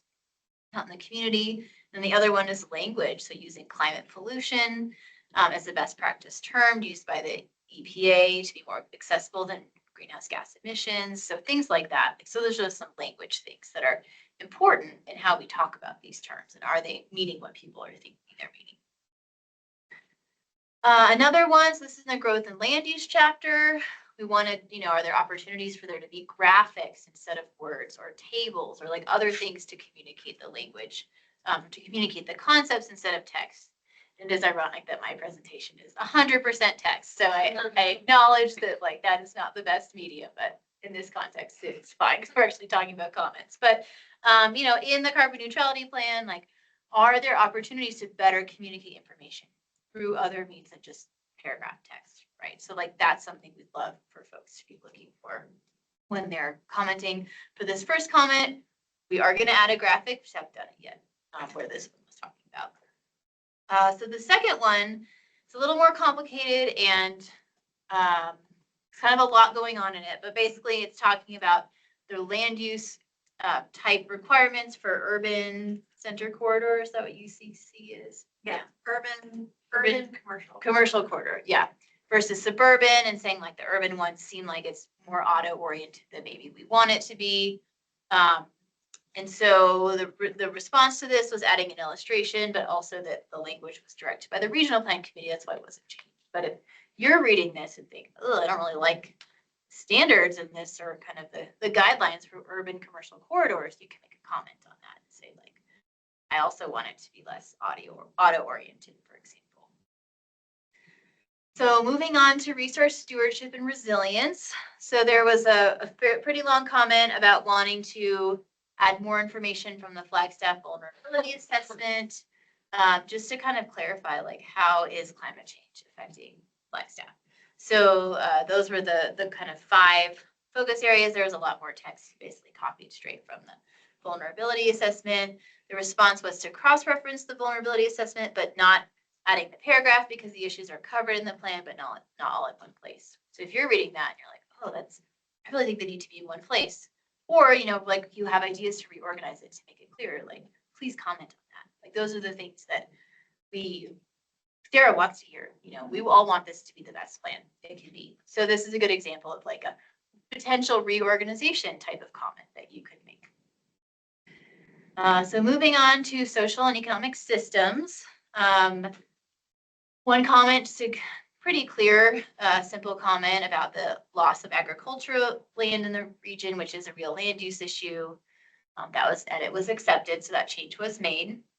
And then another one, which was about focusing on housing, not just affordable housing. So that one was also accepted. So there's just some kind of things that like, we think this could be stronger by using additional language or clarifying language.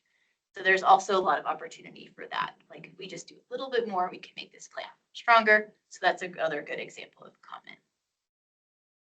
So transportation, the first one has to do with clarifying. So it talked about shorter travel times, not like actually shorter travel distance, because it's not like Milton's getting shorter, but sometimes it takes longer to travel than other times, for example. So kind of some of those things, like, again, that clarifying language, like what are we actually talking about? Does this make sense? Another one was about the scenario planning, transportation costs. There's kind of a lot going on there. And I think that one was partially addressed. I wasn't 100% sure. I just didn't do the graphics because there was some concern that people would think that was like an outcome of the plan with the way the graphics were shown. So like we actually need whole new graphics and we just didn't have time to. Graphics are more time intensive to creating. Yeah, thanks, Sarah. That's a good clarification. So anyway, so it's just kind of like looking through and kind of figuring out, again, how can we clarify language? Where does the graphic make sense? We don't have one. Do we need one? This last one, just transportation, talking about, dangerous intersections, what we've done so far to make it better, but that we have a lot more work to do. So making sure that the plan, that isn't too apple pie in the sky. Like we need to be realistic about where we are and where we can go. So we have more work in the plan to emphasize that gap. Let's see. Oops. water resources. So another larger conversation that wasn't fully resolved is just communicating our surface water reliance with temperature and precipitation to show how that's changed over time. And that if we're relying less on surface water because there's less of it and our demands have outpaced supply, how does that map onto all the different water supplies that we have? And that's a larger conversation that staff is having, as well as is playing out in the regional plan. So that's something kind of like a larger issue. Like if you see things like that, you're like, oh, I want to clarify this or I want to dig deeper into that. Like that's an opportunity to do that.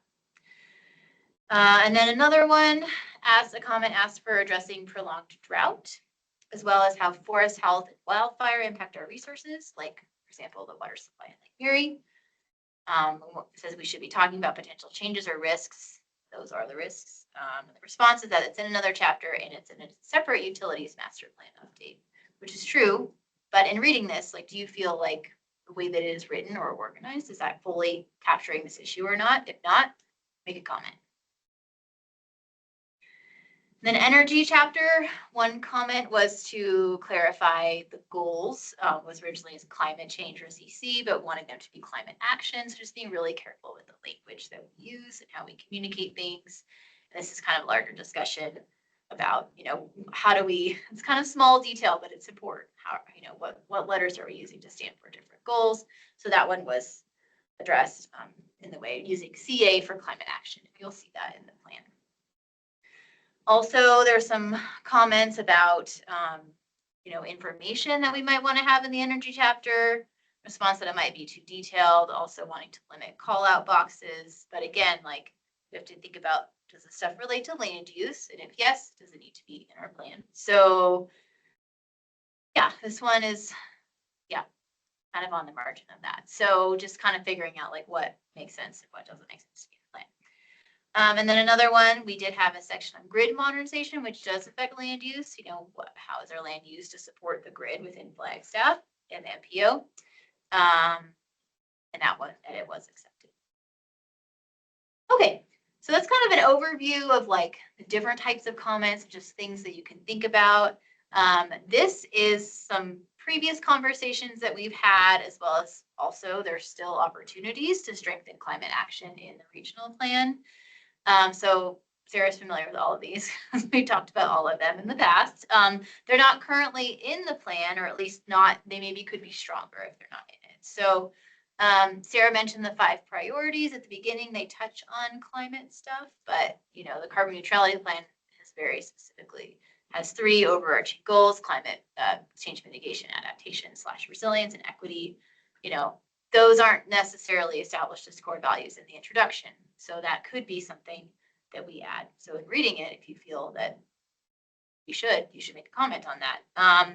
And then including like history, and then having these be themes that are woven throughout the chapter. There are throughout the plan, there are themes throughout the plan, but these aren't really them. I don't remember. What are the 6 themes, Sarah? Hold on, what did I call them? It's active transportation and transit, climate action, community character, equity, housing attainability and variety, and significant natural resources. And I don't think we got the icons put everywhere in the plan, but we did get them fully implemented in chapter 3. And the intent is when we're done with the final draft, we'll get them all the way through. That was just a how much money do I have to pay the writer editor this month decision. Not a content decision, but a project management decision, which we have to make when a draft is a draft. So we try not like hold things up for things we can do later. Yeah, so there are already themes throughout the plan. There's equity, climate action, but they don't go into as much detail as the carbon neutrality plan. So like that's an opportunity to strengthen climate action throughout the plan. We also talked about having a standalone climate change chapter that could also either go together with the first bullet point or kind of place, I don't know. These are things we'd have to figure out how they went together. But basically having a standalone climate chapter, could also do this for housing, since those are the 2 emergency declarations that the city has. We talked about that. We don't have that right now. It's energy. That's where that's where the climate change stuff is. So that's an opportunity. Other cities, regional plans do have that. So There are lots of different ways of doing regional plans, and some of them do have that. And some of them also within each chapter have like a subsection of like climate action or impacts on climate or something. So like we don't really have that in this plan. So that's an opportunity to strengthen it as well. You know, climate action, there is a theme, but I think there definitely is room to have stronger identification of climate action content, goals, and policies. That would be a subsection in each of the chapter, kind of like I mentioned, other regional plans have done.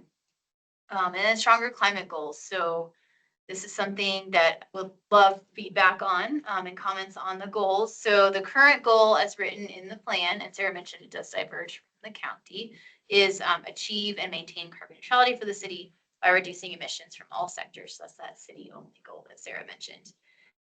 Previously, before it was modified at the last regional plan committee meeting, it said achieve carbon neutrality for the city by 2030 by reducing emissions from all sectors.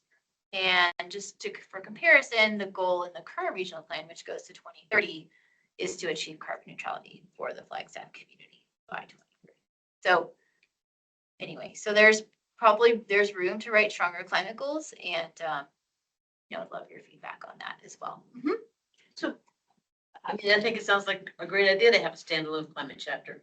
Can you have a standalone climate chapter? I mean, isn't that your bailiwick to make the determination? So the reason we don't have a standalone climate chapter is a couple principles of plan. One, if we have a standalone climate chapter, it either is going to be really long or really limited in what it covers. So it's a trade-off. You give up having a little climate action clarity in each chapter and talking about it in each place versus having it all in one place. So it's just a different approach. There's so much to climate action that is land use related, and there's a significant section of climate action that's not necessarily land use related. It's about other ways that systems are going to need to change over time for climate action. And we had a couple strong principles for writing the plan and making it shorter, which was important, was like kind of putting it on a diet. And one of them was having fewer chapters. Okay. So we were trying to go from having 15 chapters to having 11. So is there somewhere in it where rather than having it called a chapter, there's a kind of an explanation that in all of the other areas, there will be a subsection relative to climate change? We could, I think that's Genevieve's second, other proposal of when we think about plan organization is that we go through each chapter and take all the climate stuff and put it in like a blocks or a single page or a subsection. And that maybe we'd also do that for housing affordability. The county does not love that idea because, as we said, this is one of the divergent topics. And we want to be able to adopt the same document for both jurisdictions. Okay. If that makes sense. The other key principle, I think, in making the plan this time, last time, because we had what I called that mom and apple pie process, we emphasized priorities by repeating ourselves, which is part of how it got so long. We just making them bold and bold. Yeah, exactly. But we're trying to say it once and mean it is kind of my language about it. It's like say it once and mean what you say, and you don't have to say it 10 times. So there's times where we would go, well, we should talk about this. And I go, well, we already talked about that in another chapter. And those might be great places for you to comment, could we cross-link this to this other chapter or place? Because I can, in not the chapter by chapter version, but in the whole document version, which there's a link to, we can have it so that you could click a button and jump to another chapter to go see what it says about that. I think I'm also getting the impression that you believe that carbon neutrality is not what sustainability is all about, that there's a lot more to environmental issues and climate change than carbon neutrality. Go ahead, Nicole. Well, I just want to, some of the I mean, that background. last thing looks very subtle. We already said it once. Isn't there more to it? No. Well, the way that we are looking at this document is the regional plan hosts a number of tools that are in our climate action library. This document is not the end all be all, the carbon neutrality plan is. And so the idea behind having kind of that introductory is to just clearly state that the city, several all of the climate action strategies that are identified in this document make up some of the work. This is land use. This is not the end all be all for our work. Behavior change is such a huge component of our work to get people to take action, to participate, to choose biking over, even if it's one day a week. This plan can't do that. And so the intent was really that we could try to introduce that framing, that these are some tools in our carbon neutrality plan toolbox. If that makes sense. And then these are exactly, I think Genevieve's points here are really to get you to like dive in and think about how to make comments that can influence what the next version of the plan looks like. Because staff here has influenced what this version of the plan looks like. You see, like, sometimes there are good reasons to include it. Sometimes there are countermanding comments. All of those things will happen, which is why like we actually create the table and try and explain it so people know like it wasn't that you don't have a great idea, it's that I didn't have enough graphics money to pay for that yet. So, or, like sometimes that is just a practical matter. And sometimes it's like, well, maybe if we have more time or we can do it internally or we can work with CDP. So this is the time where we can work out those solutions. So. And for a bottom line, this particular plan goes to the city council, they approve it, and it goes to the state and it becomes a state document, is that correct? No, it goes from the city council to the ballot for the city of Flagstaff. So you vote on it just like you vote on any of the propositions. You just spent probably a lot of time like I did on filling out this year's ballot. Next year, there'll be like a little thing and then it'll have like a 200-page document attached. So then it just becomes the city's plan for 2045, it does not necessarily make it a state agenda. Yeah. A few more minutes on Yeah. that. Thanks, Tia. Do you have something, Tom? I was just gonna ask if it supersedes the 2030 plan if once Does. implemented. It does. Okay. Once So it we, doesn't stack on top. no, once the voters ratify the plan, the 2030 plan is unless you've already got like a development application in and you're vested. But we're almost running out of time on the commission meeting, so I'm gonna keep going. But thank you all for your questions, because yeah, these are really good questions and want to make sure we're filling in any gaps. So just, things to think about. How can the regional plan more strongly support the city to meet the goals of the neutrality plan, mitigation, adaptation, equity goals, organization, specific goals and policies, new goals, goals that you think should be removed. I mean, just kind of like, that's really the lens that you're looking at. Like, how can this plan better support those tools in the carbon neutrality plan that have to do with land use? So that's kind of like the overarching thing to think of. I probably should have put this slide at the beginning to frame that, but I didn't. See, live and you learn. But that's why I was kind of sharing those different types of comments to get you all to think about, what kinds of things we've commented on in the past. But that's really the overarching lens through which you can be reviewing this plan. So this kind of gets us into our next agenda item. So we'll stop, but basically we want to talk about logistics. There is the option for the commission to form a working group. That's the next agenda item. But for folks who aren't on that group, you can also provide personal comments, I think. But anyway, well, I'm going to be done. Maybe not. We're going to scratch that last comment. I don't know. So we're going to do the working group and then we'll go from there. So Tia, I'll let you take it away. Actually, Amy. Yeah, Or Amy. it looks like I'm on the agenda for that, but I wouldn't mind, a lot of support from you, Tia. Yeah. As I'm still learning the rules related to setting up working groups. So this is a really important opportunity for us as a commission to provide feedback to the regional planning process. And I think that our options are to reply as individual citizens or to establish an informal working group where we reply as a commission. And is that, do we have a choice between those two? Oh, Or, Sure. I guess the other so option, you could also hypothetically create like two working groups if you wanted to split it up. I know that's something that was on the table, but I think we kind of ruled that I out. don't know about that. Yeah. Let's see if we can get enough people for one working group. So could we get a motion to form an informal working group, which would be 3 people, correct? Based on our number of commissioners still, so we don't have a quorum. Can we get a motion to form a working group to review the regional plan as a commission? Can I ask a question? Yeah, absolutely.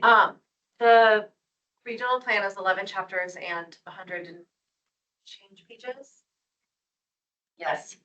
So a 3-person working group would be, the task would be to review the entirety of the document before our November meeting, and then Is it December meeting when they're gonna be? we only have one more meeting before that. The year I was after talking that. about a special December meeting. So, yeah. That's another thing we have to discuss now. And I think because our November meeting is going to be devoted to neighborhood sustainability grants, we need to have a hopefully abbreviated meeting, maybe an hour long, hour and a half long meeting, sometime before the 90 days is up, which is December 17th, 19th, to go over this as a commission. And that's a fair point. And so we need to figure that out. And I think that's the reason that the sustainability division kind of went through that guidance. Is there any way you could help the commission, the working group, to focus more specifically so that it's not an undertaking to like read every single word? And is that within the, okay, okay. So I would say the working group would work closely with Sustainability Division to understand the lift that they've already made and where they recommend we devote our energy. So So it's either the working group or everyone independently reads. Is there a third option, which is divide and conquer? that, it sounds like there is. Where everyone, I personally can't dedicate the time to a working group right now. Yeah. But I would be able to do 1 to 2 chapters on my own time, right? Like I can't. So if we don't have 3 people to volunteer, That's what I was thinking. If you had if you had a special working group, let's say, for example, and there were a couple of chapters that you were really passionate about, and you can't you want to be on the committee, you can send your perspective to the people on the committee and let them say, oh, this is, and especially since any of us, all of these different subtexts, there's some of us that you have more things that you're more interested in than others. I'm very interested in housing and transportation, for example. So that would be really important to me. Could email it to me and I could provide it to the working group. And then all of this stuff would be voted on at the December meeting in a public meeting. So So now we're having another meeting in December, though, beyond this. special we, working group. we need to vote on that, but I think that to give the regional plan, the attention it deserves from the Sustainability Commission, I think we need to do that. That's my opinion. didn't the regional planners know we're in the middle of grant reviews? I know. So they weren't ready for us when we had time months ago. Yeah, definitely. So what I'm hearing, I like your suggestion to, take bite-sized pieces for everybody rather than undertake a working group, because I am in the same position as you. I do not have the bandwidth to be on a serious working group, but I probably could do a couple chapters. So But 3 people wanted to be on the working group, like. So we could, would anybody be interested or available in being on the working group? Can I ask a question, Amy? So I Yeah. think maybe the clarification that would be helpful is, will the working group be doing all of the review and then compiling the comments? Or would they maybe be doing some of the review, but also be responsible for compiling comments from other folks? Because I think, and be prepared, just because if they don't do some sort of synthesis, the next special meeting will probably take. Yeah, for sure. Yeah. Well, I just wanted to respond to Jenny's concern Oh. about if people not on the working group can submit comments to the working group, you consider in a working group meeting. I think that can be an option, but I would need to double check with the city clerk's office to give clarification and guidance. Quorum or quorum? Yeah, I think that, we should choose between a working group and dividing and conquering. And then, discussing whether it's the working group presenting to the rest of the commission or all of us discussing our comments, at the December meeting. I think submitting individual comments to the commission or to the working group would be a little overwhelming for the working group. We work the same way we're doing these grants. In other words, you identified a couple of different chapters here. Is this your time to that chapter? That's what you're responsible for. I think Reading. where that might be difficult is for staff to be able to provide. We need to probably condense timeline for staff to really not have, 7 different separate meetings to provide guidance for the comments to reduce staff support. Go ahead. I think a really important consideration is how the Sustainability Commission wants to speak on this plan to council, right? Like, do you want to provide updates as an entire commission? Do you want to provide a letter? That will really determine what your December meeting looks like, because you all will need to gather all of that, vote on that as a commission, or else it cannot be spoken to by the commission. So I think that's really like work backwards from there. Well, it goes back to my question earlier, though, is that we're citizens of the community. We can go to the websites, we can throw in the right questions. You can do if we want to. There to be the commission formal Does it response. necessarily Yeah. have a commission formal response? That's my question. Yes, answer is yes. But you can still, as, you can still, and you'll be very familiar with it potentially, so, yeah. But no, the commission is specifically being asked. Okay. To review this document. What if we did a divide and conquer and had a working group that was responsible for like the synthesis of the comments versus a working group responsible for doing the entire document? Right, so then we could say, okay, divide and conquer by end of November to send your comments to the working group. The working group has 1 week to put together the letter based on the comments We're we all back to, provide. back to the different departments supporting the. I guess, yeah, how would you want? Or would we then send all the comments then to all of them to look at their own time? Or would we set up maybe 2 different meetings where 3 commissioners? No, it Well, would we just have like, to be a working. let's say group 3 for us. people are on the working group. The working group was responsible for just going over comments and writing the letter. Is that it? Or is that, I like that. right, everyone, We'd have an everyone gets one abbreviated. chapter and then the working group puts together the letter based on people's comments from all the chapters. We'd I have feel like a it's just short more length for of work time to look at our chapters, but one up a calendar. Is there anyone interested in the working group? Commissioner Carlson volunteered. I saw his hand up. Well, I'm a retired person, so I can spend a whole day with people going over these things. They just need to be a day that, that's not. Yeah, I could be on it. Okay, cool. But the question that I have is, you mentioned that there's different department people that are going to have some kind of. So we can meet with a working group or staff. We could all meet at your office, for example. Yeah. and Go through what all the For comments sure, are and say, whatever. let's just boil this down and what does the committee want to say? Then we bring it back to the committee at the December meeting, and that's what the presentation is. And we'll figure out if there is a way and how, if people want to review individual chapters, if that all needs to come forward in the December meeting and we can integrate it there, or I'll ask the clerk's office to confirm how we'll do that. Ask the clerk's office. I think that what Kristen's getting at is if we all, so all of us, including even the people on the working group, right? Because this is a heavy load. If we just split up the document, divide chapters, we each take a couple chapters, however many it takes. There are 11, right? So there's 7 of us. So some of us will do 2 chapters, some will do 1 longer chapter maybe.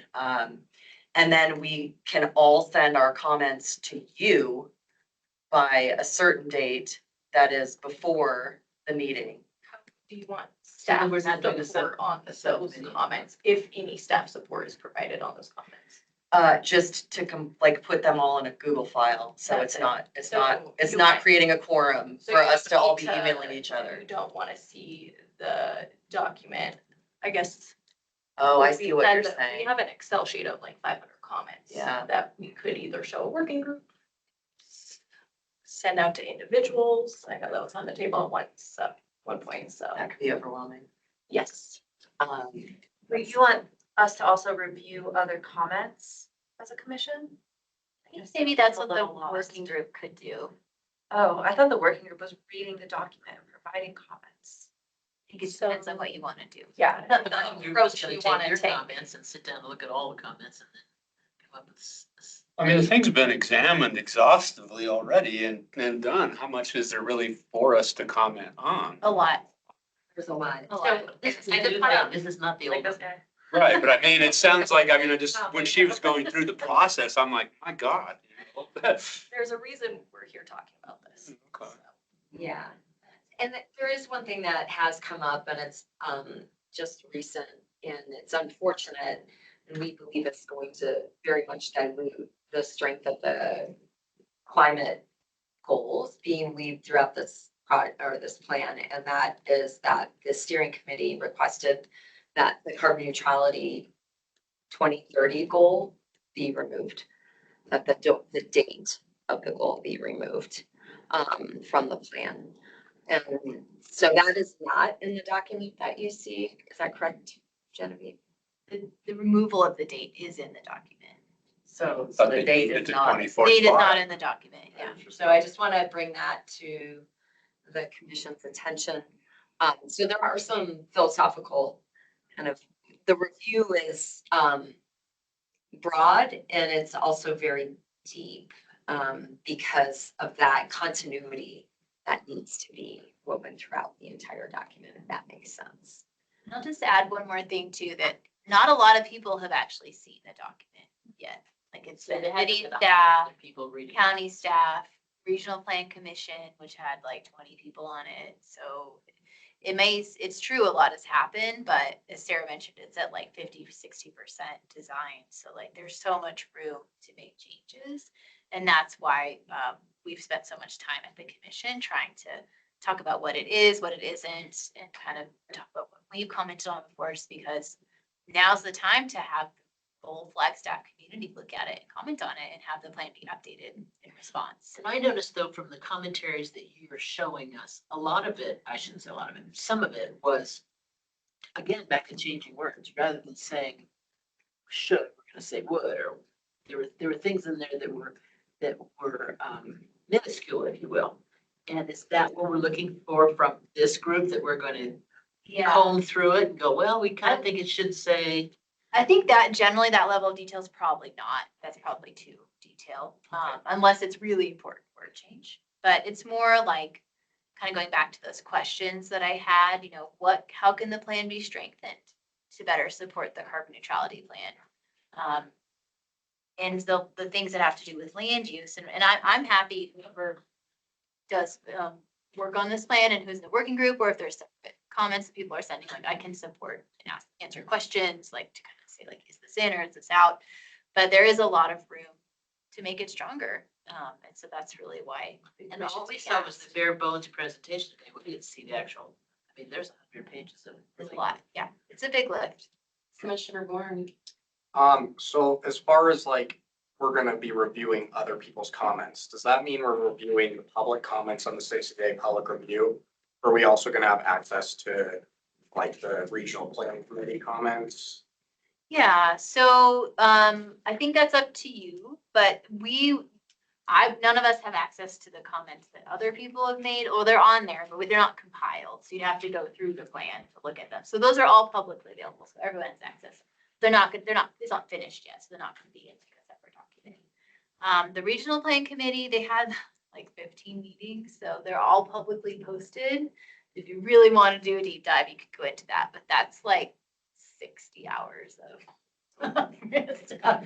So I think at this point, you focus on what can we do now to make the plan better. I think is probably what I would suggest, just to not get too into the weeds. And obviously we're at time, and I don't know, Amy, how you want to handle next steps, but clearly there's a lot to figure out. Yeah, I do not know the best way to organize comments if everybody looks at individual chapters.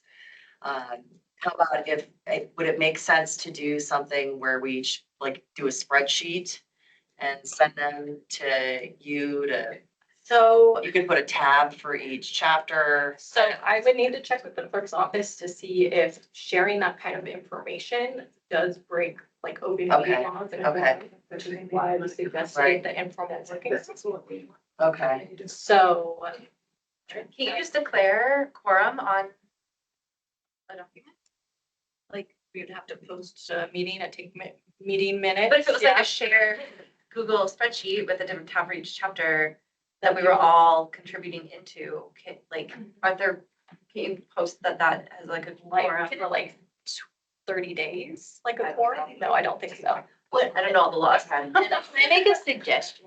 Actually, Please. drawing on Jenny's suggestion. So the plan is pretty overwhelming, and maybe to make this task seem to be less of a lift, like we as staff can kind of curate what you look at and just go from there. So that maybe the committee, the working group can focus on that. It's not 100 and however many pages.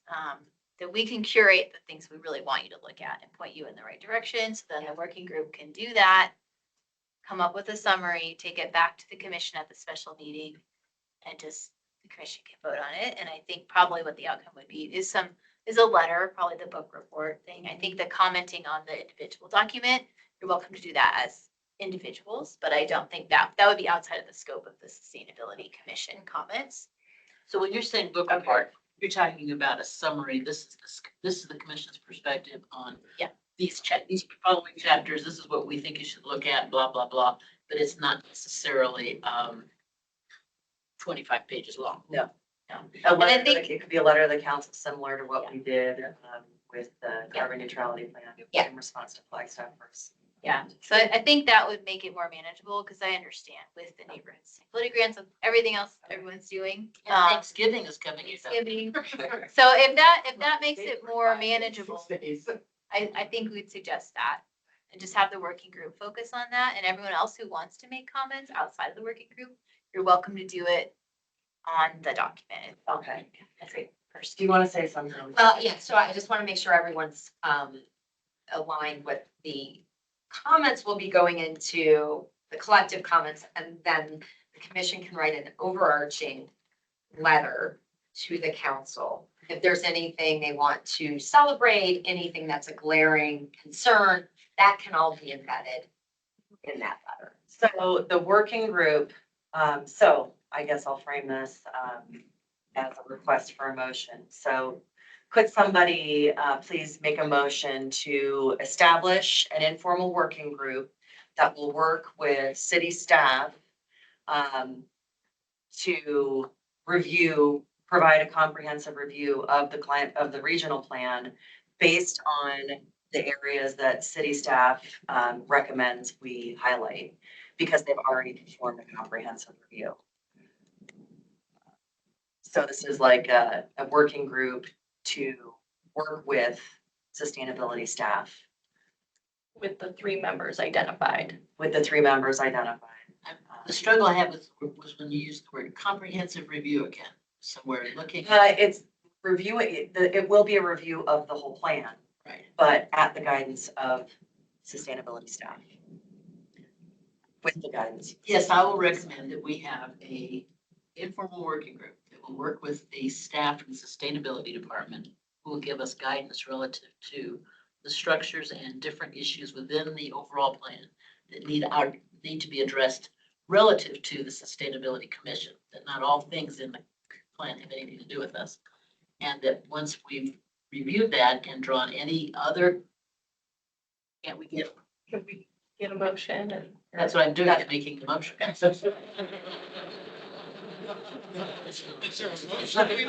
When she said, what she just said. I'm making the motion that we have that commission. Okay. Thank you. So I think we've already had the discussion, so let's vote on the establishment of an informal working group comprising Vice Chair Metzger, Commissioner Bourne, and Commissioner Carlson. All in favor, say aye. Aye. Aye. Thank you so much, for, I hope I look like a deer with this food. you do a little bit. Thank you so much. I think this is so important. We have one more item of business, that we really have to discuss and vote on before we leave, and that is a December, abbreviated meeting to go over whatever the working group prepares. So And I- only 4 people need to be there. only 4 people need to be there. Quorum, yeah. Okay. Does the working group have to be there? Maybe we can bow out for that. Working group, at least the Okay. members should probably be there. Yeah. Only 4 people need to be there. The dates in December that are before the deadline for comment are the 5th and the 12th. The dates that are Thursdays at this time. So generally, I would think we can make it. You're gonna have to do that after the 12th because we're not gonna be able to get together much more before that. Thanksgiving, I'm out of state till the December second. We have 4 weeks. We have, Yeah, we we're have, we have all of November. There's Yes, with- 1, 2. I'm on election polls, I'm doing that, there's There's a big 4 going weeks. on. There's 5 weeks till Thanksgiving. So the 12th, December 12th. Does that work? Yeah, she's looking at when we're gonna meet to come. I'm concerned about getting this meeting before this meeting. I understand. Yeah. We can set it up on Zoom if needed. I'm good with you. Okay. I'm fine either way. Okay. Okay. Would somebody make a motion to have an abbreviated December commission meeting on December 12th? Can I make motions? Yeah, you go ahead. One question, would the working group do anything after that meeting? Because if so, we may need a little more time between the 12th and the 19th. But if not, then the 12th is great. So no, okay, so Tia says no. Brings the letter to the meeting. That's the idea, that's why they have to be before the 12th. Kind of like Assuming or what- not, we. Like what we did last time, Like which from California, we're sorry. That's fine. Okay, so the 12th would Okay. be great. Okay, so I make a motion then to have an abbreviated December meeting on December 12th at 4:30. Second. All in favor? Aye. Same time? Yes, 4:30. 4:30 to 5:30? 4:30 to 5:30. Can we bring treats and? I can Absolutely. bring you You all. better bring treats. Okay, thank you so much, everyone. That was a lot. We have one more item on the agenda. Can we table that? Or is that If something? you could vote really quickly to approve this budget Okay. request, then that would be great. And does staff support approving that budget request? Yes. But- Yeah, absolutely. It's because they saved money Oh, okay. and just have extra money to spend on Oh. reasonable items. Okay, I'd like to make a motion to approve the budget change request for the Indian Bible College's fiscal year 24 neighborhood sustainability grant. A second. All in favor? Aye. Aye. Okay, you're welcome. Who and from? Going to be an ask going out. Chair Wilkowinski can no longer be on the ADU committee going forward, so we're going to be emailing it. I know it's one other thing. Trust me, I understand you all are super busy. Just if anyone else really interested in being on the ADU. What's that? Oh, auxiliary dwelling Yep, unit. what Genevieve came and talked about a few months ago. Select the winning plans. Yeah. In January. So what are you Building doing? sounds really cool. We'll send an email out with more information and then you can express interest back. Okay, and don't forget, evaluations are due on Wednesday, November 6th. Thank you so much. Let me know if you have any questions. I got a good question in from one of the commissioners. Can I email a recipient or an applicant with a question? The answer is no. Mark them down and I will send them all at once to ensure everyone gets the answer to those questions that you have for applicants. And last, I don't want to skip over this. Are there any future agenda item requests?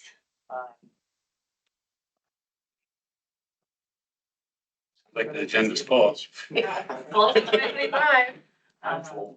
Okay, meeting adjourned. Thank you so Thanks, much. Made it. It's big. Thanks, everyone. It's big. Yeah. Hey, Tia, do you have any, I feel a little, I feel a bit of a sense of panic. you know, me running I really want to gardens? take Like this any- opportunity to have just impact before as we a just suggestion, build but it. it's like, It there's was like the last one. so little time and, so. One of my students really wants. I think us providing that more structured focus is. Did she graduate in Yeah. December? You know, frankly. So if anybody a lot comes of up, you let me know. You want to. He's really great. Sounds good. Have Yeah. you found the county's public health With plan? like the mapping and the scenario, those things are done Okay. at the same. At CHHS. Like, Yes. so. So Communication is information. focuses Yep. there.